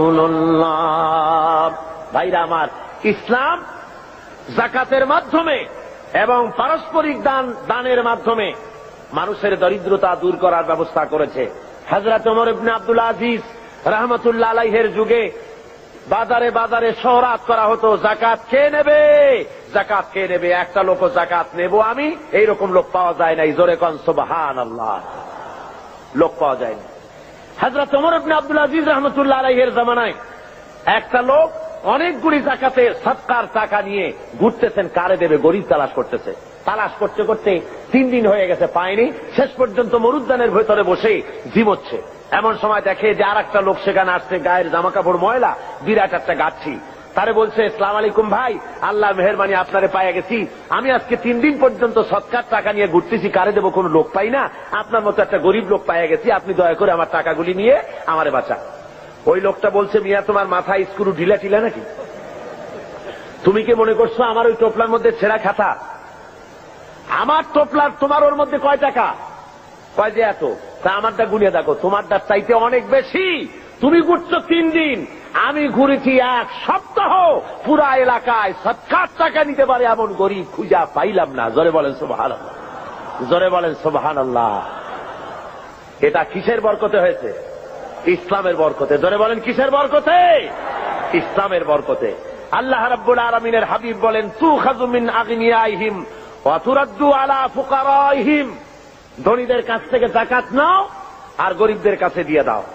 যদি যাকাত দিতে কেউ অস্বীকার করে তাহলে হাফেজ ইবনে হাজার আসকালানী রাহমাতুল্লাহ আলাইহি তিনি বুখারী শরহ ফাথুল বারীর মধ্যে তিনি লিখেছেন, ফামানিম তানিয়া উখিযাত বিহি উখিযাত মিনহু কাহরান। অর্থাৎ যদি কেউ যাকাত দিতে গভর্নমেন্টের হাতে অস্বীকার করে, জবরদস্তি করে তার কাছ থেকে যাকাত আদায় করে নাও। যাকাত দিতেই হবে বাই হুক এন্ড ক্রুক, গভর্নমেন্টের হাতে। তাই বলে এই বর্তমান হাজী সাহেব গভর্নমেন্টের হাতে না। বর্তমান গভর্নমেন্ট আইন করেছেন, যাকাত বোর্ড গঠন করেছেন। আমি প্রেসিডেন্টের সামনে বলেছি, সেই গভর্নমেন্টের হক নাই, অধিকার নাই যাকাত আদায় করার, যে গভর্নমেন্ট নামাজ কায়েম করে না। আল্লাযীনা ইম্মাক্কান্নাহুম ফিল আরদ আকামুস সালাত ওয়া আতাউজ যাকাত ওয়া আমারু বিল মা'রুফ ওয়া নাহাউ আনিল মুনকার। আল্লাহ রাব্বুল আলামিন বলেন, আমি যদি মানুষকে মুমিনদেরকে যদি ক্ষমতায় দেই 4খানা কাজ করবে। কয়খানা বলুন? মুমিন ব্যক্তিদের যদি আমি ক্ষমতা দেই 4টা কাজ করবে। প্রথম কাজ হলো, প্রথম নম্বরে নামাজ আদায় করবে, নামাজ কায়েম করবে, নামাজ প্রতিষ্ঠা করবে। অর্ডার দিয়ে দিবে নামাজ পড়তে হবে বাধ্যতামূলক। কোন অফিসার, কোন স্কুল, কোন কলেজ, কোন ইউনিভার্সিটি নামাজের অর্থে চলতে পারবে না। নামাজের সময় বন্ধ করে দিতে হবে, বা জামাত নামাজ আদায় করবে মুসলমান, তারপরে আবার কাজ শুরু করবে। অর্ডার হবে গভর্নমেন্টের পক্ষ থেকে, নামাজ পড়তেই হবে, আল্লাহর হুকুম। অনেকে বলে, কয় হুজুর শুধু তো একটু নামাজ পড়ি না, নইলে আমি লোকটা আসলে খারাপ না। দান সৎকা করি, রোটারি, লায়ন্স, অ্যাপেক্স, লিও, তারপরে ফ্রিমেসন, এই ধরনের অনেক সংগঠনের সাথে থাকে, চক্ষু শিবির করি, চোখ ভালো করে দিই, খাবার দিই, শীতবস্ত্র দেই, আমি লোক খারাপ না। শুধু যা নামাজ পড়ি না তাই বলে আমার ইমান নষ্ট হলো নাকি? আমি বলি, মিয়া ইমানই তো নাই, তার নষ্ট হবে কি? ইমান থাকার জন্য নামাজ জরুরি। যার নামাজ নাই, লা দীনা লিমান লা সালাত লাহু।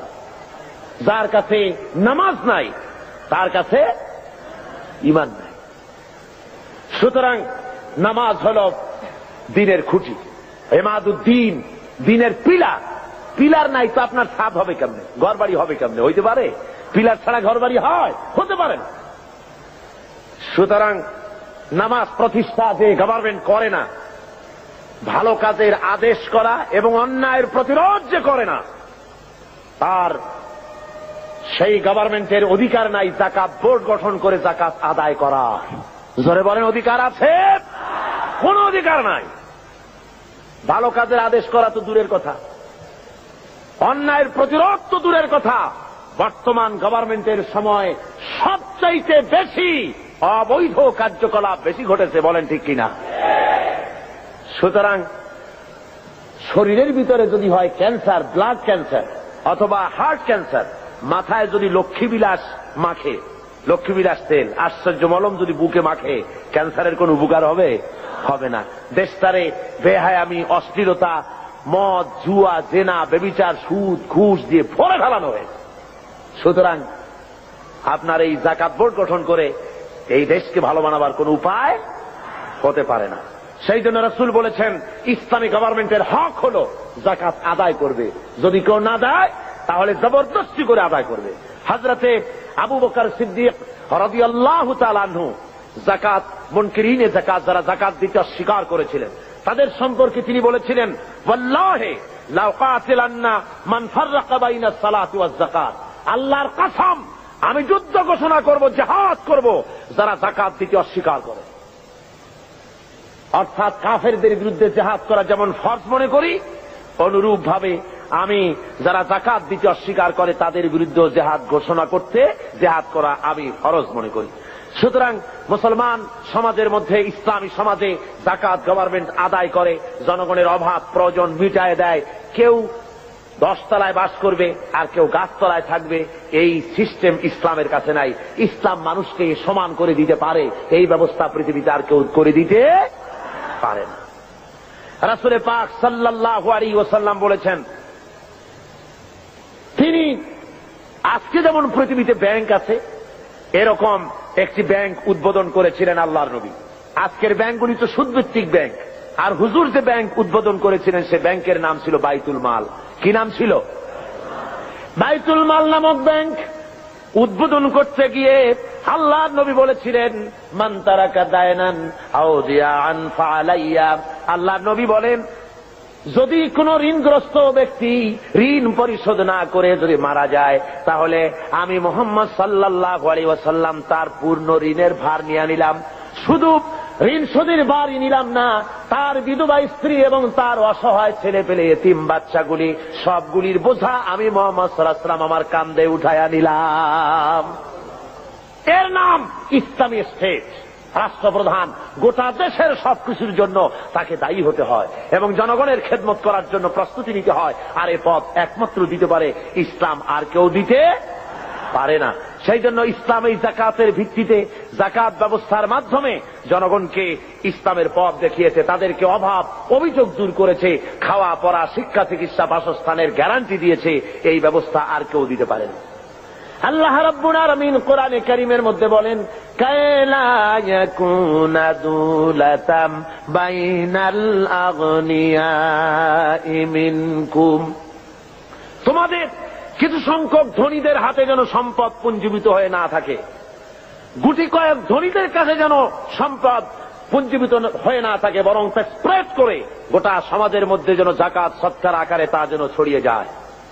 আল্লাহ রাব্বুল আলামিন বলেন, কিয়ামতের দিন জাহান্নামীদেরকে প্রশ্ন করা হবে, ইয়াতাসাআলুনা আনিল মুজরিমিন মা সালাকাকুম ফি সাকার। জাহান্নামীদেরকে জিজ্ঞাসা করা হবে, কেন তোমরা আজকে জাহান্নামে এলে? ওরা জবাবে বলবে, ক্বালু লাম নাকু মিনাল মুসাল্লিনা ওয়া লাম নাকু নুতঈমুল মিসকিন। ওরা বলবে, আমরা নামাজ আদায় করতাম না, আর আমরা ফকির মিসকিনদেরকে খেতে দিতাম না, এই কারণে জাহান্নামে এসেছি। এই আয়াত দ্বারা প্রমাণ হলো জাহান্নামে মানুষ যত কারণে যাবে তার মধ্যে দুইটা কারণ হলো বড়। কয়টা কারণ বড়? দুইটি কারণ বড়। একটি হলো নামাজ আদায় না করা, 2 নম্বর হলো এতিম মিসকিন গরিবদেরকে খেতে না দেওয়া। যদি এভাবে করা হয়, এ কারণে আল্লাহ তাদের জাহান্নামে দিবেন। আল্লাহ রাব্বুল আলামিন বলেন, আরাআইতাল্লাযী ইউকাযযিবু বিদ্দীন। পড়েন সবাই, আরাআইতাল্লাযী ইউকাযযিবু বিদ্দীন ফাযালিকাল্লাযী ইয়াদুউল ইয়াতীম ওয়া লা ইয়াহুদ্দু আলা তুআমিল মিসকিন ফাওয়াইলুল লিল মুসাল্লিন আল্লাযীনা হুম আন সালাতিহিম সাহুন আল্লাযীনা হুম ইউরাউনা ওয়া ইয়ামনাউনাল মাউন।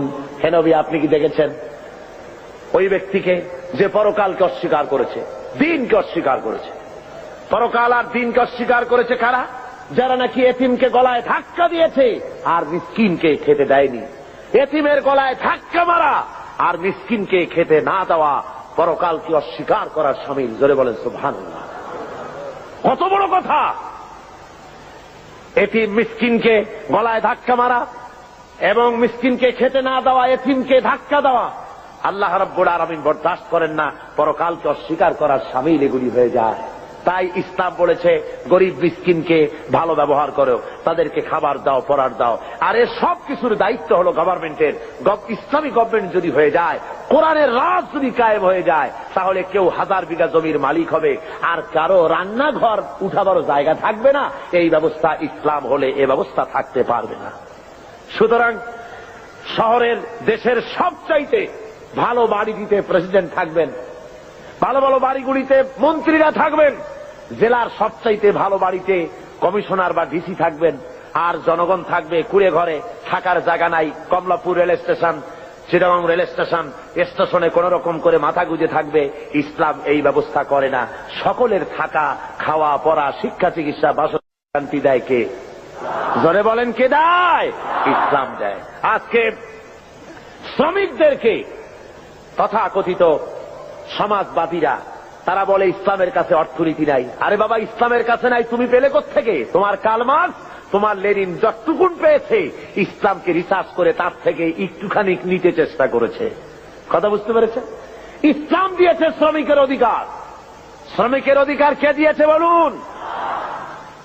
শ্রমিককে হিংসা করা নিষেধ, ঘৃণা করা নিষেধ।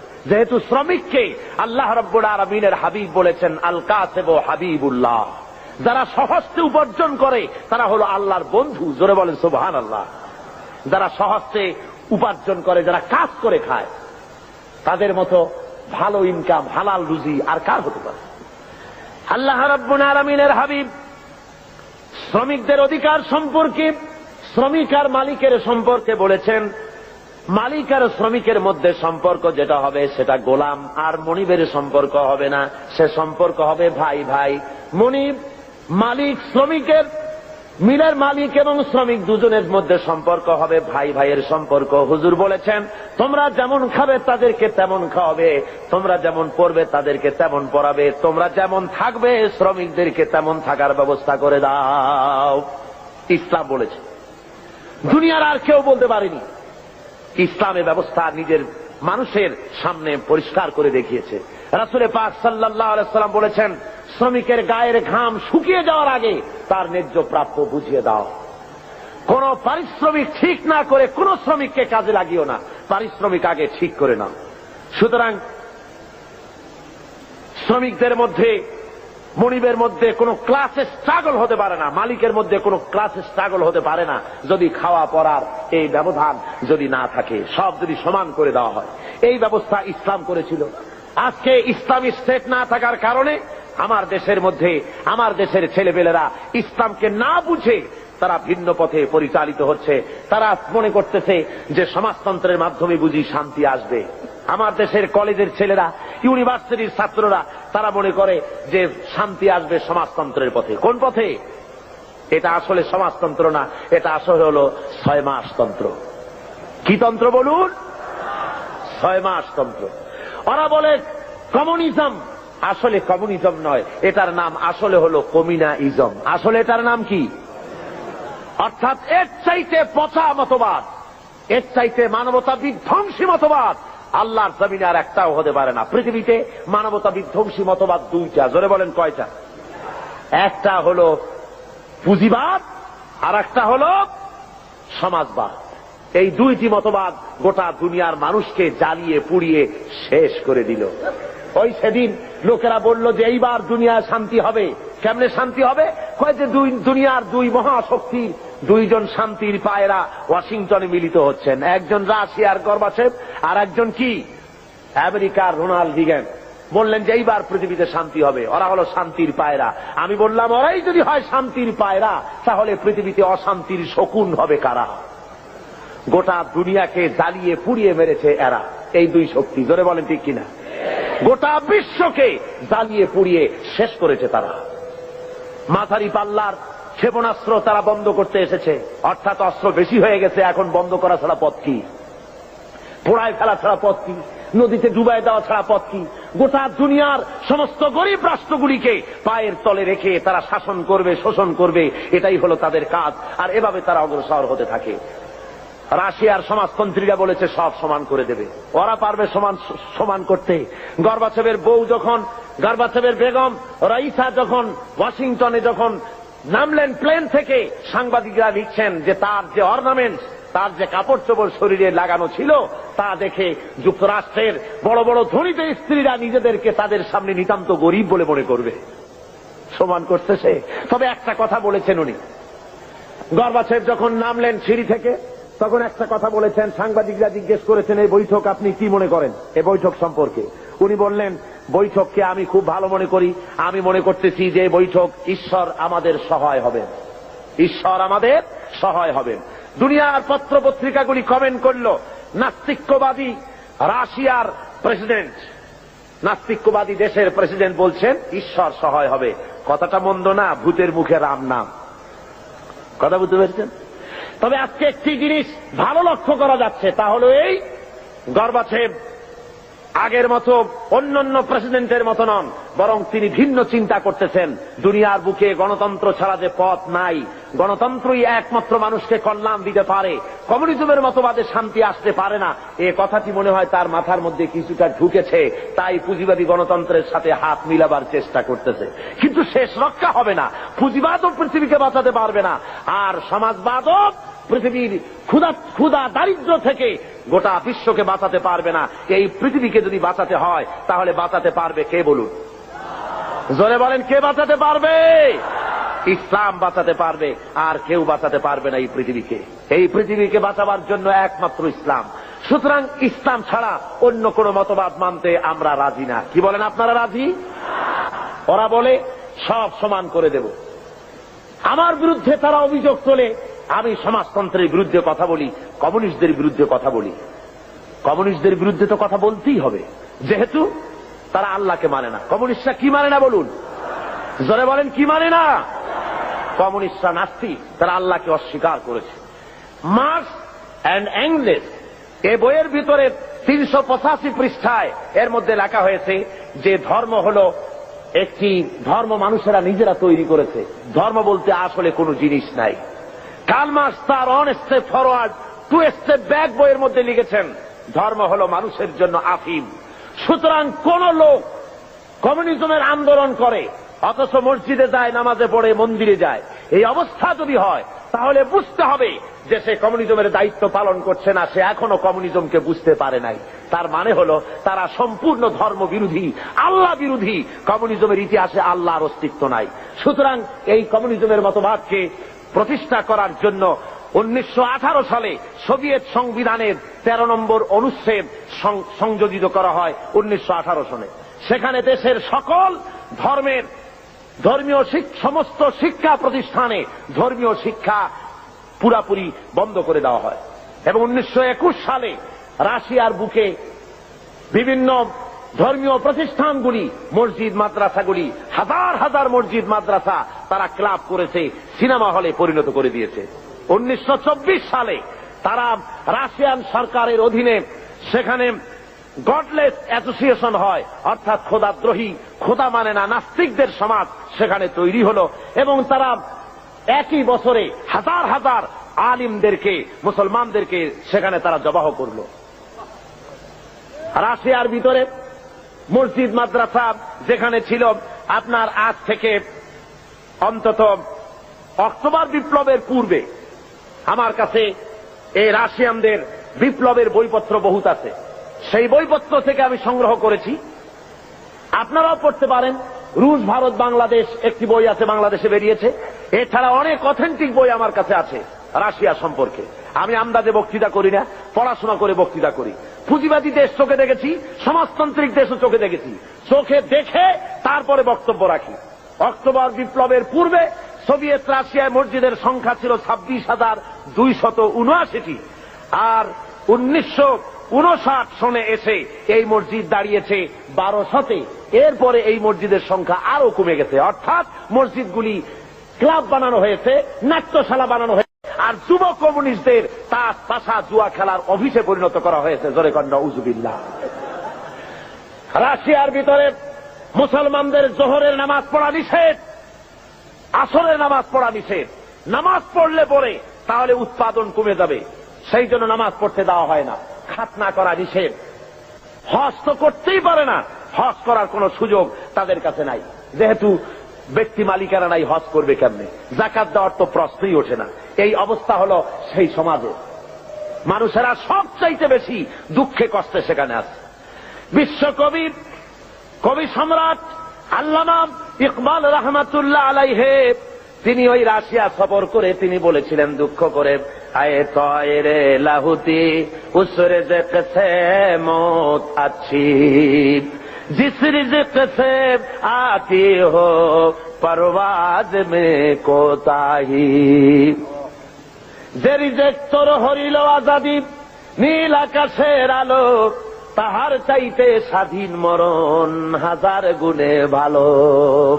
যে রুজি খেতে গিয়া, হে উড্ডয়নশীল পাখি, যে রিজেক খেতে গিয়ে তোমার স্বাধীনভাবে ওড়া বন্ধ হয়ে গেছে, ওড়ার স্বাধীনতা বন্ধ হয়ে গেল, তার চাইতে তোমার স্বাধীনভাবে না খেয়ে মরে যাওয়া অনেক ভালো ছিল।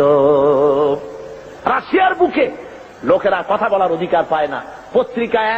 পত্রিকা গভর্নমেন্টের, টেলিভিশন গভর্নমেন্টের, সে দেশের তাদের রেডিও গভর্নমেন্টের, প্রচার মিডিয়া সব গভর্নমেন্টের হাতে, জনগণের কাছে কিছু নাই। এই এলাকায় যদি 10,000 লোক খতম করে দেওয়া করে, পাশের 1 মাইল দূরে লোকেদের জানার কোনো উপায় নাই। প্রত্যেকটা মানুষের পেছনে গোয়েন্দা লাগানো রয়েছে। নিজের বাক স্বাধীনতা নাই, গণতন্ত্র নাই। বলেন রাশিয়ায় গণতন্ত্র আছে? জোরে বলেন আছে? কোরিয়ায় গণতন্ত্র, আপনার যেসব জায়গায় সমাজতন্ত্র প্রতিষ্ঠা হয়েছে সেসব জায়গায় কি গণতন্ত্র আছে? নাই। আমাদের দেশে এই গণতন্ত্রের বুলি নিয়ে কমিউনিস্টরা ময়দানে নেমেছে, গণতন্ত্রের শ্রদ্ধাবরণে তারা কাজ করতে চাচ্ছে।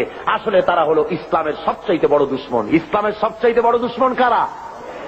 জোরে বলেন, সবচাইতে বড় দুশমন কারা? তারা সুযোগ খুঁজতেছে, সুযোগ পেলেই তারা মুসলমানদের উপরে আক্রমণ করবে, আফগানিস্তানের মতো দশা ঘটিয়ে ছাড়বে। তারা মুসলমানদের ধোঁকা দেওয়ার জন্য। আপনারা বলেন, কোনদিন আপনারা শুনেছেন যে কমিউনিস্টরা হজ করেছে? কমিউনিস্টদের লিডাররা তো সব বড় বড় ধনী, কোটি কোটি টাকার মালিক কমিউনিস্টদের লিডারেরা। আপনারা শুনেছেন কোন কমিউনিস্ট লিডার জীবনে হজ করেছে? শুনেছেন? জোরে জবাব দিবেন, শুনেছেন? কোনদিন তাদের রোজা রাখতে দেখেছেন? কোনদিন যাকাত দিতে দেখেছেন? কোনদিন তাদেরকে কোন আলেম ওলামাদের কাছে এসে দোয়া চেতে দেখেছেন? অর্থাৎ তারা আল্লাহকে সম্পূর্ণ স্বীকার করেছে, এরা আল্লাহকে মানে না। শুধুমাত্র বাংলাদেশের যেহেতু 10 কোটি মুসলমান, কাজ করতে অসুবিধা হবে, তাই তাদের নেতা মরে গেলে পরে জানাজার অনুষ্ঠান করে মানুষকে ফাঁকি দেওয়ার জন্য। তাদের নেতা মারা গেল আর জানাজার জন্য বাইতুল মুকাররমের সমস্ত টুপি খরিদ হয়ে গেল। বাইতুল মুকাররমে আর টুপি ছিল না, সব টুপি তারা কিনল। কেনার পরে চলে গেল জানাজার নামাজ পড়ার জন্য। জানাজা পড়তে গেল, ওরাই গেল যাদের কাছে নামাজ নাই, রোজা নাই, আল্লাহ পরকালের চিন্তা নাই। হ্যাঁ, জানাজা পড়তে গেছে, পথে মধ্যে পেশাব আসলো, প্যান্টের বোতাম খুললো আর ব্রাশ ফায়ার মেরে দিল। প্যান্টে লাগে গেল, ধোয়া নাই, মোছা নাই। ওই অবস্থায় জানাজায় দাঁড়ায় গেছে আল্লাহু আকবার। যেমন জাতের মুদ্দার তেমন জাতের মুক্তাদি দাঁড়ায় গেছে, যাতে কপালে হয়ে যাক মুদ্দারের। আর এমন জানাজা পড়াবার জন্য ইমামের অভাব হয় না আমার দেশে। কমিউনিস্টদের জানাজা পড়া হারাম, কমিউনিস্টরা কাফের। দুনিয়ার আজকে স্পষ্টভাবে আমি বলছি, শুনে রাখো, চট্টগ্রামের 20 চট্টলার মুসলমানেরা, দুনিয়ার সমস্ত আলেম, মুফাসসির, মুহাদ্দিস একমত, কমিউনিস্টরা কাফের। যারা বলেন কমিউনিস্টরা কি? কমিউনিস্টদের সাথে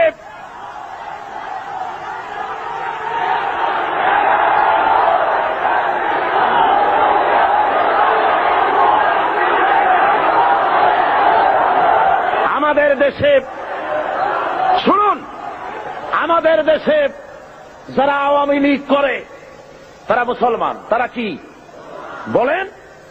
আওয়ামী লীগের ভিতরে বহু লোক আমি দেখেছি হজ করে, নামাজ পড়েছে, তাহাজ্জুদের নামাজও পড়ে, তারা আল্লাহ বিশ্বাস করে, ঠিক কিনা করে?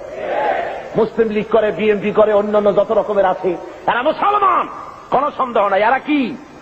তাদের রাজনৈতিক চিন্তার সাথে আমাদের মিল না হতে পারে, কিন্তু তারা মুসলমান।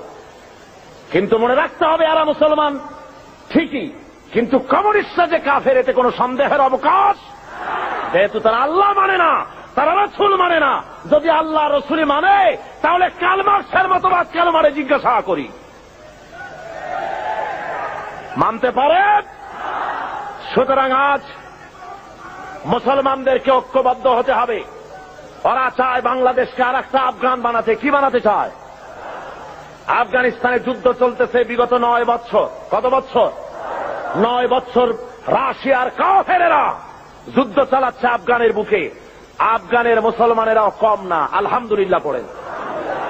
আফগান মুজাহিদিনরা এ পর্যন্ত প্রায় 70 থেকে 80 হাজার রাশিয়ার কাফের সৈন্যদেরকে জাহান্নামের টিকিট করে পাঠিয়ে দিয়েছে। আলহামদুলিল্লাহ পড়ে।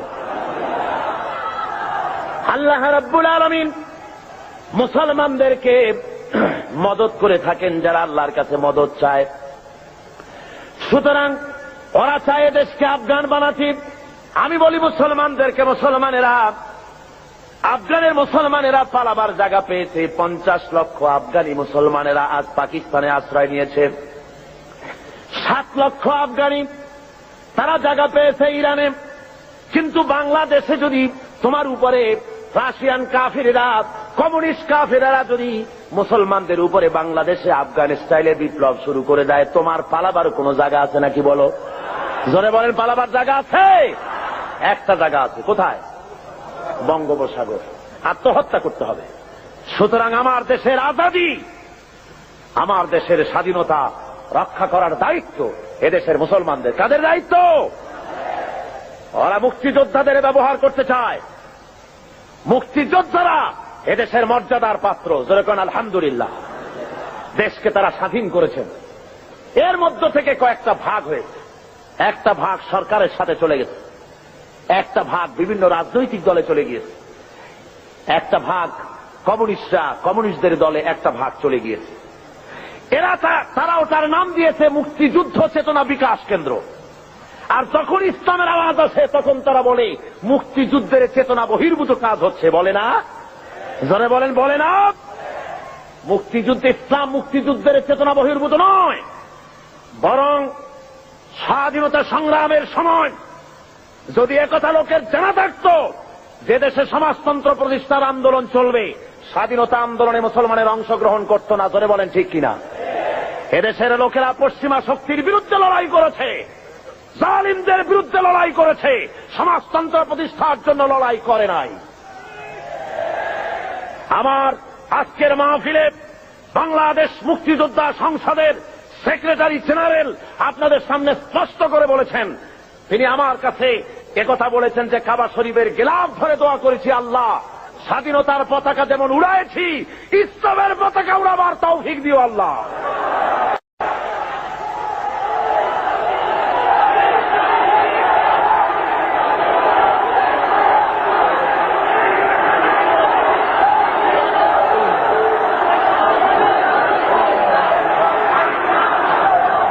সুতরাং ভাইয়ের আমার, আজকে 4 দিন ধরে বা 5 দিন ধরে আপনাদের সামনে কোরআনে কারীমের যে কথা বলা হলো, এই কথা অনুযায়ী নিশ্চয়ই আপনারা বুঝতে পেরেছেন ইসলাম ছাড়া অন্য কোনো পথ নাই। সমাজতন্ত্রের স্পষ্ট কথা ভালো করে মুখস্থ করে যান। কমিউনিজমের সাথে মুসলমানের সংঘর্ষ ছাড়া আর কিছুই হতে পারে না। সমাজতন্ত্রের সাথে কমিউনিজমের সাথে মুসলমানের ইসলামের কোন মিতালি কিয়ামত হয়ে যেতে পারে। সূচের ছিদ্র দিয়া উট চলে যেতে পারে, কমিউনিস্টদের সাথে ইসলামের সাথে কোনো সম্পর্ক হতে পারে না। সুতরাং মুসলমানেরা, কমিউনিস্টদের জনসভায় দেওয়া হারাম, কমিউনিস্টদের মিছিলে যোগ দেওয়া হারাম, তাদেরকে 4 পয়সা সহযোগিতা করা হারাম। যারা বলেন কি? ও মুসলমানেরা, কমিউনিস্টদের কোন সহযোগিতা তোমরা করবে? কারা করবে না হাত উঁচু করে দেখাও। হাত নামান, হাত নামান, হাত নামান।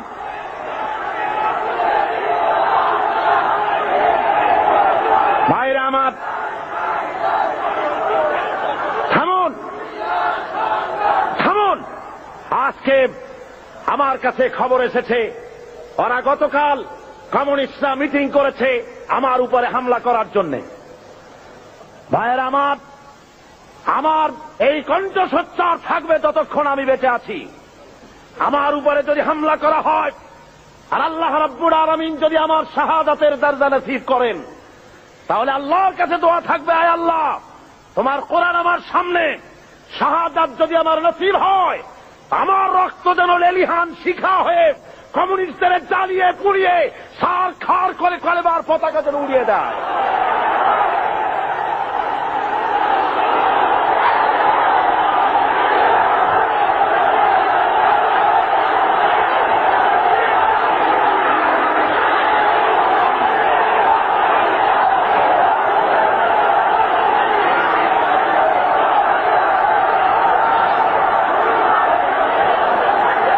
আমার।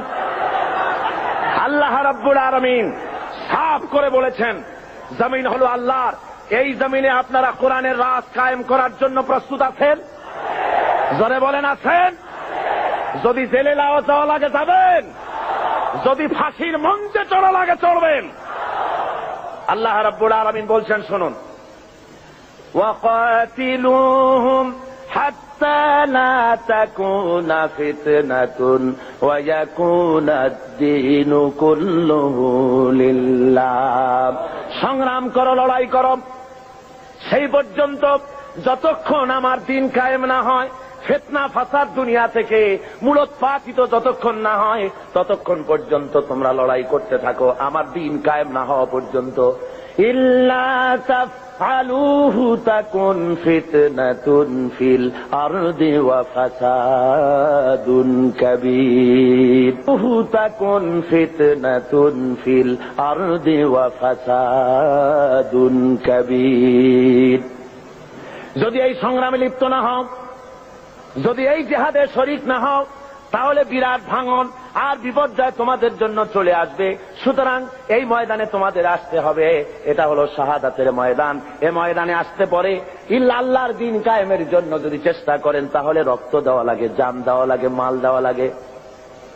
কবি বলতেছেন, ये शहादत गहे उल्फत में कदम रखना लोग समझते हैं आसा है मुसलमान होना। লোকেরা মনে করে মুসলমান হওয়া খুব সহজ। না, মুসলমান হওয়া সহজ নয়। আল্লাহর দ্বীন জমিনে কায়েমের জন্য এটা শহীদ ঈদগাহ। এ ময়দানে রক্ত দিতে হয়। কি দিতে হয়? আর সেই রক্ত নয়, সে মৃত্যু নয়, সে মৃত্যু হলো জীবন। সে মৃত্যুর নাম কি? সে মৃত্যুর নাম কি? আল্লাহ রাব্বুল আলামিন শাহাদাতের মওতকে এত বড় বরকতপূর্ণ মর্যাদাপূর্ণ করেছেন। শহীদি মওত যদি কারো নসিব হয়ে যায় তাহলে সে মওত পিঁপড়ায় কাটা যন্ত্রণার চাইতে আর বেশি কিছু হয় না। মানুষ মরে যাবে, শহীদি মওত যদি নসিব হয়ে যায় মরার সঙ্গে সঙ্গে এদিকে মরবে আর ওদিকে আল্লাহ রাব্বুল আলামিনের সঙ্গে দিদার নসিব হয়ে যাবে। এই ময়দানে কাজ করতে আসবেন, অস্ত্রপাতির প্রয়োজন নাই, জনসংখ্যা বেশি দেখার দরকার নাই। আল্লাহ বলেছেন ঈমান যদি মজবুত হয় তাহলে তোমার যা দরকার আমি দিয়া দিব। ইন তানসুরুল্লাহ ইয়ানসুরকুম। তুমি যদি আল্লাহর মদদ করো আল্লাহ তোমাকে সাহায্য করবেন। তার মানে হলো তোমরা যদি ইসলামের সাহায্য করো আল্লাহ তোমাকে সাহায্য করবেন। জোরে বলেন সুবহানাল্লাহ। আল্লাহর সাহায্য করো, ইসলামের সাহায্য করো, তোমাকে আল্লাহ সাহায্য করবেন। তাওহীদ কি আমানত सीनों में है हमारे। আল্লামা ইকবাল বলেন তাওহীদ কি আমানত सीनों में है हमारे मुमकिन नहीं मिटाना नाम निशान हमारा। একাত্মবাদের আমানত আছে সিনার মধ্যে। আমরা ভয় পাই না কাউকে, যেহেতু আমরা কাপুরুষ নই, আমরা মর্দে মুমিন। আমরা কারা বলুন? ভয় পাই না। সুতরাং আমাদের অস্তিত্ব মাটি থেকে মিটিয়ে দেওয়ার ক্ষমতা কারো নাই। হযরতে সাদ বিন আবি ওয়াক্কাস রাদিয়াল্লাহু তাআলা আনহু পারস্যের বহরাস নগর অবরোধ করে নদী পাড়ি দিয়ে চলে যাবেন, নদীর উপরে আফ্রিকার ভূখণ্ডে চলে যাবেন ইসলাম প্রচার করার জন্য। 60,000 মুসলমান সাহাবীর সাথে। হযরতে সাদ বলছেন, এই মুসলমানেরা, দরিয়া পার হওয়ার কোন ব্যবস্থা নাই, তো এখন তোমরা কি ইসলাম এই পর্যন্ত রাখবা না আফ্রিকাও নিয়ে যাবা? মুসলমানেরা বলল, আপনার যা হুকুম করবেন, ইসলামের আওয়াজকে ছড়িয়ে দেওয়ার জন্য আমরা সে হুকুম মানতে রাজি আছি, আফ্রিকার ভূখণ্ডেও যাব। হযরতে সাদ বলেন, তোমরা আমার সঙ্গে তাহলে পড়ো, নাস্তাঈনু বিল্লাহি ওয়া নাতাওয়াক্কালু আলাইহি হাসবুনাল্লাহু নি'মাল ওয়াকিল নি'মাল মাওলা ওয়া নি'মান নাসীর। পড়েন সবাই, নাস্তাঈনু বিল্লাহি ওয়া নাতাওয়াক্কালু আলাইহি হাসবুনাল্লাহু নি'মাল ওয়াকিল নি'মাল মাওলা ওয়া নি'মান নাসীর। হযরতে ইতিহাসের মধ্যে লেখা রয়েছে, হযরতে সাদ রাদিয়াল্লাহু তাআলা আনহু এই কথা বলে নিজের ঘোড়ার পৃষ্ঠে সওয়ার হয়ে দরিয়ার উপরে ঝাঁপায় পড়লেন। পিছনে যত সাহাবী ছিলেন, মুসলমান ছিলেন, সবাই ঝাঁপায় পড়লেন। দরিয়ার ভিতর থেকে তারা পাড়ি দিয়ে ওপরে চলে গেলেন। একটা ঘোড়াও হারায় গেল না, একটা লোকও হারায় গেল না, স্রোতে কাউকে ঠেলে দিল না। ওপার ওঠার পর সেনাপতি জিজ্ঞেস করেন, ও মুসলমানেরা, কারো কোনো জিনিস হারায় গেছে নাকি? একজন বলল, আমার পানির পেয়ালাটা তুফানের ধাক্কায় কোথায় পড়ে গেছে সেটা তো পেলাম না। হযরতে সাদ বলেন, মুজাহিদের কোন জিনিস কেউ ছিনিয়ে নিতে পারে না, আল্লাহ রাব্বুল আলামিন তোমাকে সেটা ফেরত দিবেন বলে আমি আশা করি। এই কথা তিনি বক্তৃতা করতেছেন, এমন সময় লক্ষ্য করা গেল তুফানের আঘাতে একটি বাটি এসে তাদের সামনে পড়ে গেল। আল্লামা ইকবাল রহমতুল্লাহ আলাইহ এই ঘটনা লিখতে গিয়ে লেখেন, দশত দশত হ্যায় দরিয়া ভি না ছোড়ে হামনে, দশত দশত হ্যায় दरिया भी न छोड़े हमने, बहर जुल्मत में दौड़ा दिए घोड़े हमने। প্রান্তর তো প্রান্তর, অন্ধকার ঘোর কৃষ্ণ রজনীতে শ্রাবণের খরস্রোতা নদীর উপরে ঘোড়া দাবড়িয়ে আফ্রিকার ভূখণ্ডে আমরা ইসলামের পতাকা তুলেছি। আমরা সেই মুসলমান। আফ্রিকার গভর্নর গ্রেগরিয়াস মুসলমানদের থাকার জায়গা করে দিলেন পাহাড়ের কাছে, জঙ্গলের কাছে, যাতে করে মরতে সুবিধা হয়। জঙ্গলের ভিতরে বাঘ আছে, সিংহ আছে, মুসলমানদের খাইয়ে ফেলবে, যুদ্ধ করা লাগবে না, বিনা যুদ্ধেই কেল্লা ফতে। এই চিন্তা করে ওখানে থাকতে দাও। হযরতে সাদ একটা মেম্বার তৈরি করলেন, ওই মেম্বারের উপরে দাঁড়িয়ে জঙ্গলের দিকে লক্ষ্য করে বললেন, সন্ধ্যা ঘনায় এসেছে। হযরতে সাদ ঘোষণা করলেন, ইয়া আইয়াতুহাল হাসারাত والسباع نحن أصحاب رسول الله صلى الله عليه وسلم فإننا نازلون فمن وجدنا بعده فارجعوا فإننا نازلون فمن وجدنا بعده قتلناه। হযরতে সাদ ঘোষণা করে দিলেন, হে জঙ্গলের হিংস্র প্রাণীরা, আমরা আল্লাহ রসুল মুহাম্মদ সাল্লাল্লাহু আলাইহি ওয়াসাল্লামের সাহাবী, এখানে আমরা রাত কাটাবো। আমি ঘোষণা দিলাম, যত হিংস্র প্রাণী আসো এই এলাকা থেকে সরে যাও।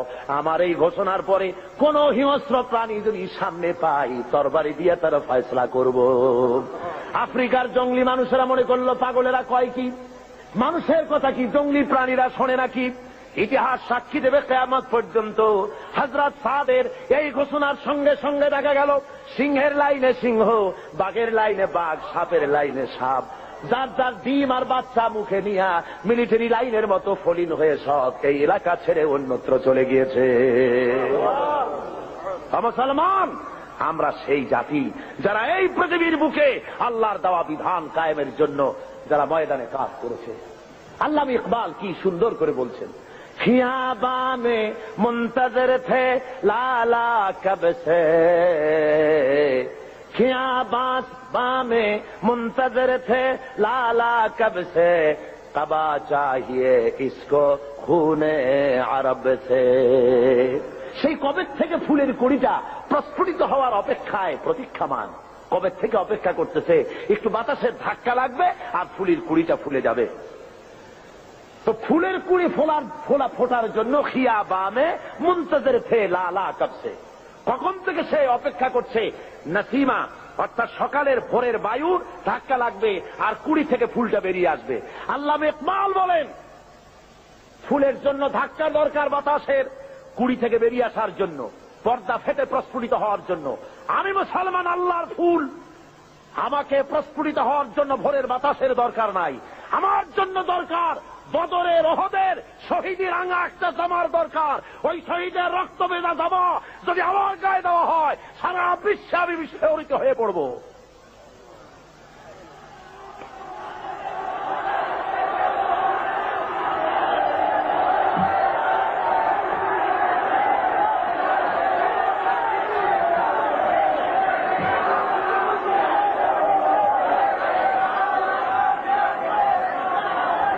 ভাইরা আমার, এই জন্য আজকে মুসলমানদের সামনে ইতিহাস পড়ে আছে, কোনো ভয় নাই।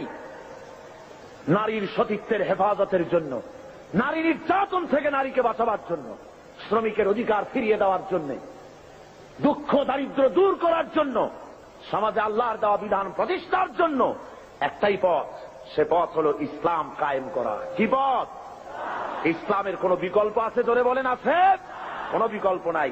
এই রাস্তায় কাজ করতে হবে, আর কাজ করলেই আল্লাহর মদদ পাওয়া যাবে। আপনার বিপদ হবে যত ঘনীভূত, আল্লাহর রহমত হবে তত ত্বরান্বিত। এই থিওরিটা মুখস্থ করুন। ইসলামের জন্য আপনার উপরে বিপদ হবে যত ঘনীভূত, আল্লাহর রহমত হবে আপনার প্রতি তত ত্বরান্বিত। জোরে বলেন সুবহানাল্লাহ, জোরে বলেন সুবহানাল্লাহ।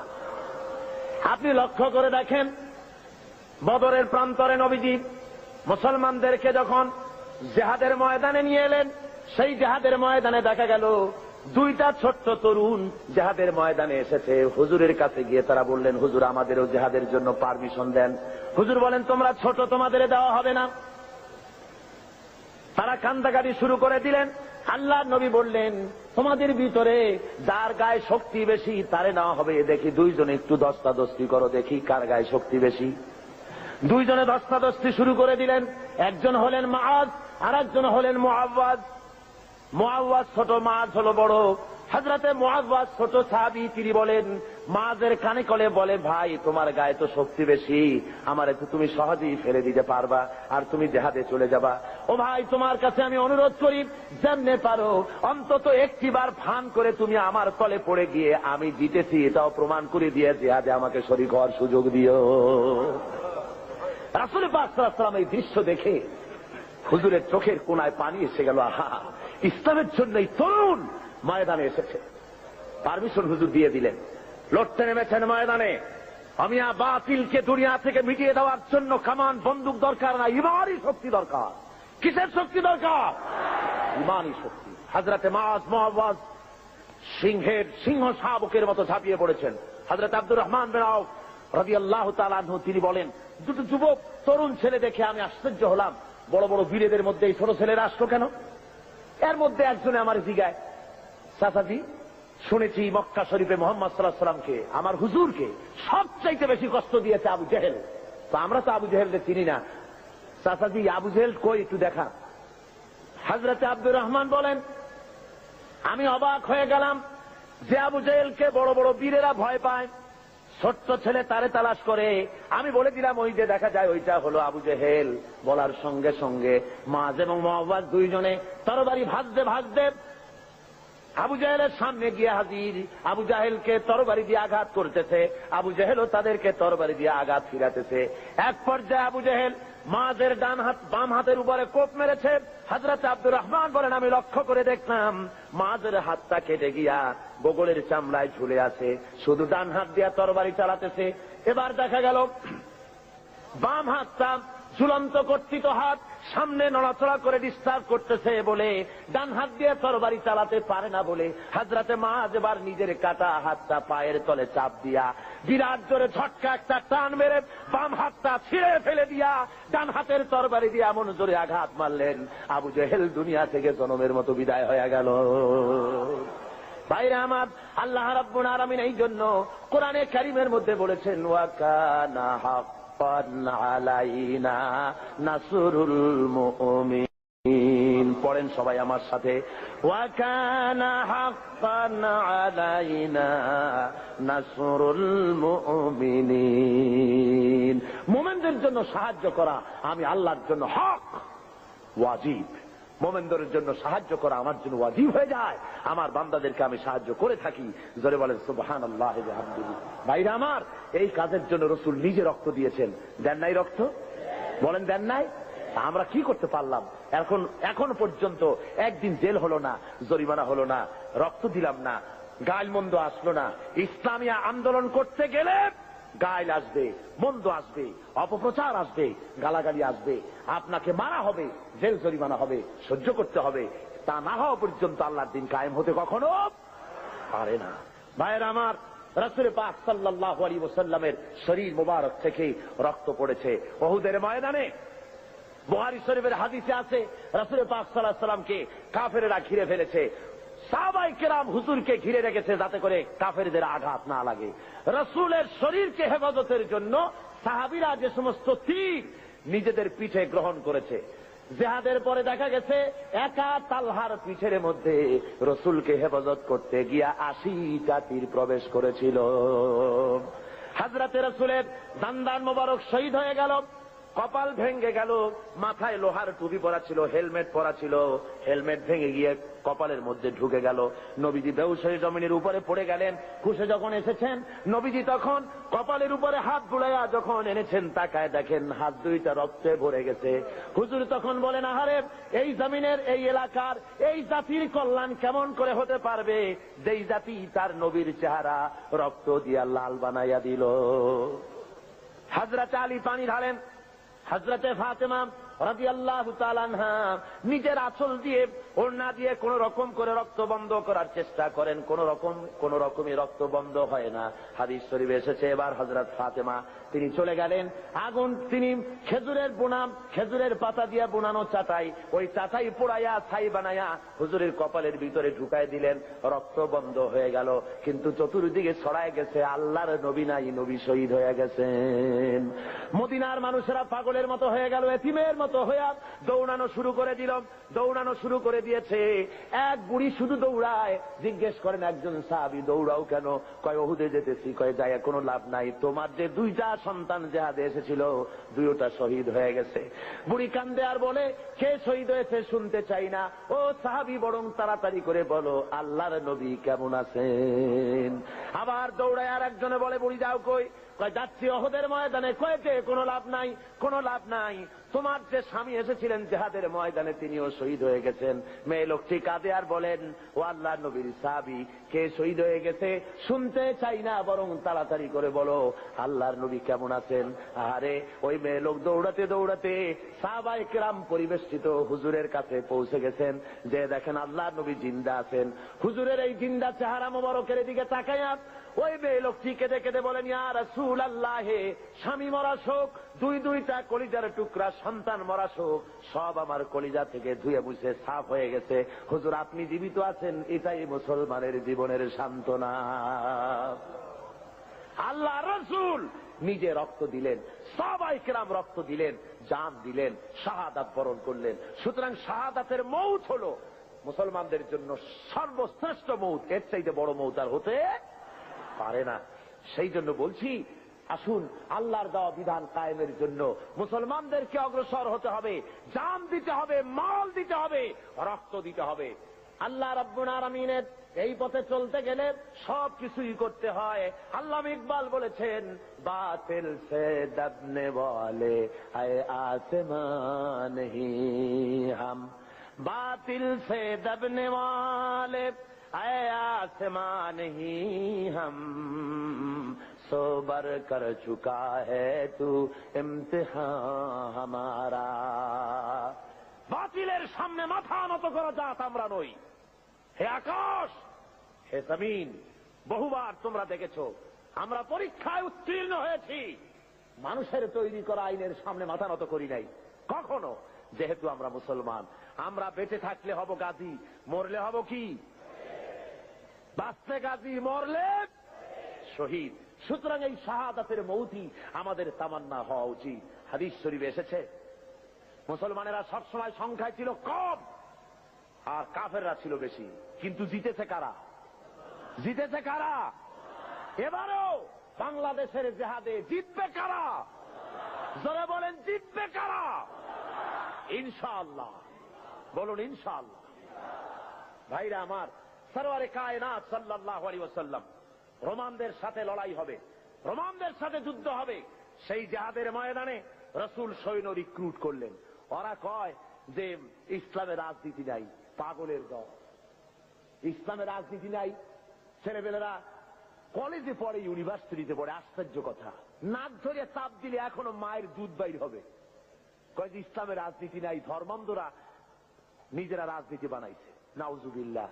সেদিনের ছেলে এই ধরনের বেয়াদবি কথা বলার সাহস পাও কেছে? যে যে জিনিস জানে না তার সে সম্পর্কে কোনো কথা বলা উচিত নয়। রাসূল রাজনীতি করেন নাই তো কি করেছেন? রাসূল কি বৈরাগী ছিলেন? যারা বলেন বৈরাগী ছিলেন? আমার আল্লাহর নবী সেনাপতি ছিলেন, কমান্ডার ইন চিফ। যারা বলেন কি ছিলেন? সেনাপতি। আমার নবী প্রেসিডেন্ট ছিলেন, তো পরিচালনা করেছেন, অর্থনীতি দিয়েছেন, সমাজনীতি দিয়েছেন, সৈন্য রিক্রুট করেছেন, সৈন্য রিক্রুট করেছেন। মুতার প্রান্তরে লড়াই হবে। 1,00,000 রোমান সৈন্য, আর মুসলমান মাত্র 3,000। মুসলমান মাত্র কত? মাত্র 3,000। আমি আরো বলেছি আপনাদেরকে এই হাদিসের এই কাহিনীটা আবারও শোনাতে চাই, ইমানি জজবা বাড়ুক। 1,00,000 রোমান সৈন্য, তাদের সামনে 3,000 মুসলমান। কি আশ্চর্য কথা! আর ওরা হলো অস্ত্রে শস্ত্রে সজ্জিত, আর এদের কাছে ভাঙ্গা ছেঁড়া অস্ত্র। ভাইয়ের আমার, আল্লাহ নবী 3,000 মর্দে মুজাহিদ তৈরি করে নিয়ে আল্লাহ নবী জনাবে মুহাম্মদ রাসূলুল্লাহ সাল্লাল্লাহু আলাইহি ওয়াসাল্লাম বললেন, এবারে আমি সেনাপতি নির্বাচিত করতে চাই। ওগো সাহাবীরা, তোমাদের মধ্যে এই যুদ্ধের ভিতরে প্রধান সেনাপতির দায়িত্ব পালন করবেন আমার ছেলে যায়েদ। কোথায় তুমি? হযরত যায়েদ দাঁড়িয়ে গেলেন, ইয়া রাসূলুল্লাহ লাব্বাইকা ওয়া সাদাইক। আমি যায়েদ হাজির। যায়েদ হলেন হুজুরের কি ছেলে? পালক পুত্র। বললেন আমি উপস্থিত।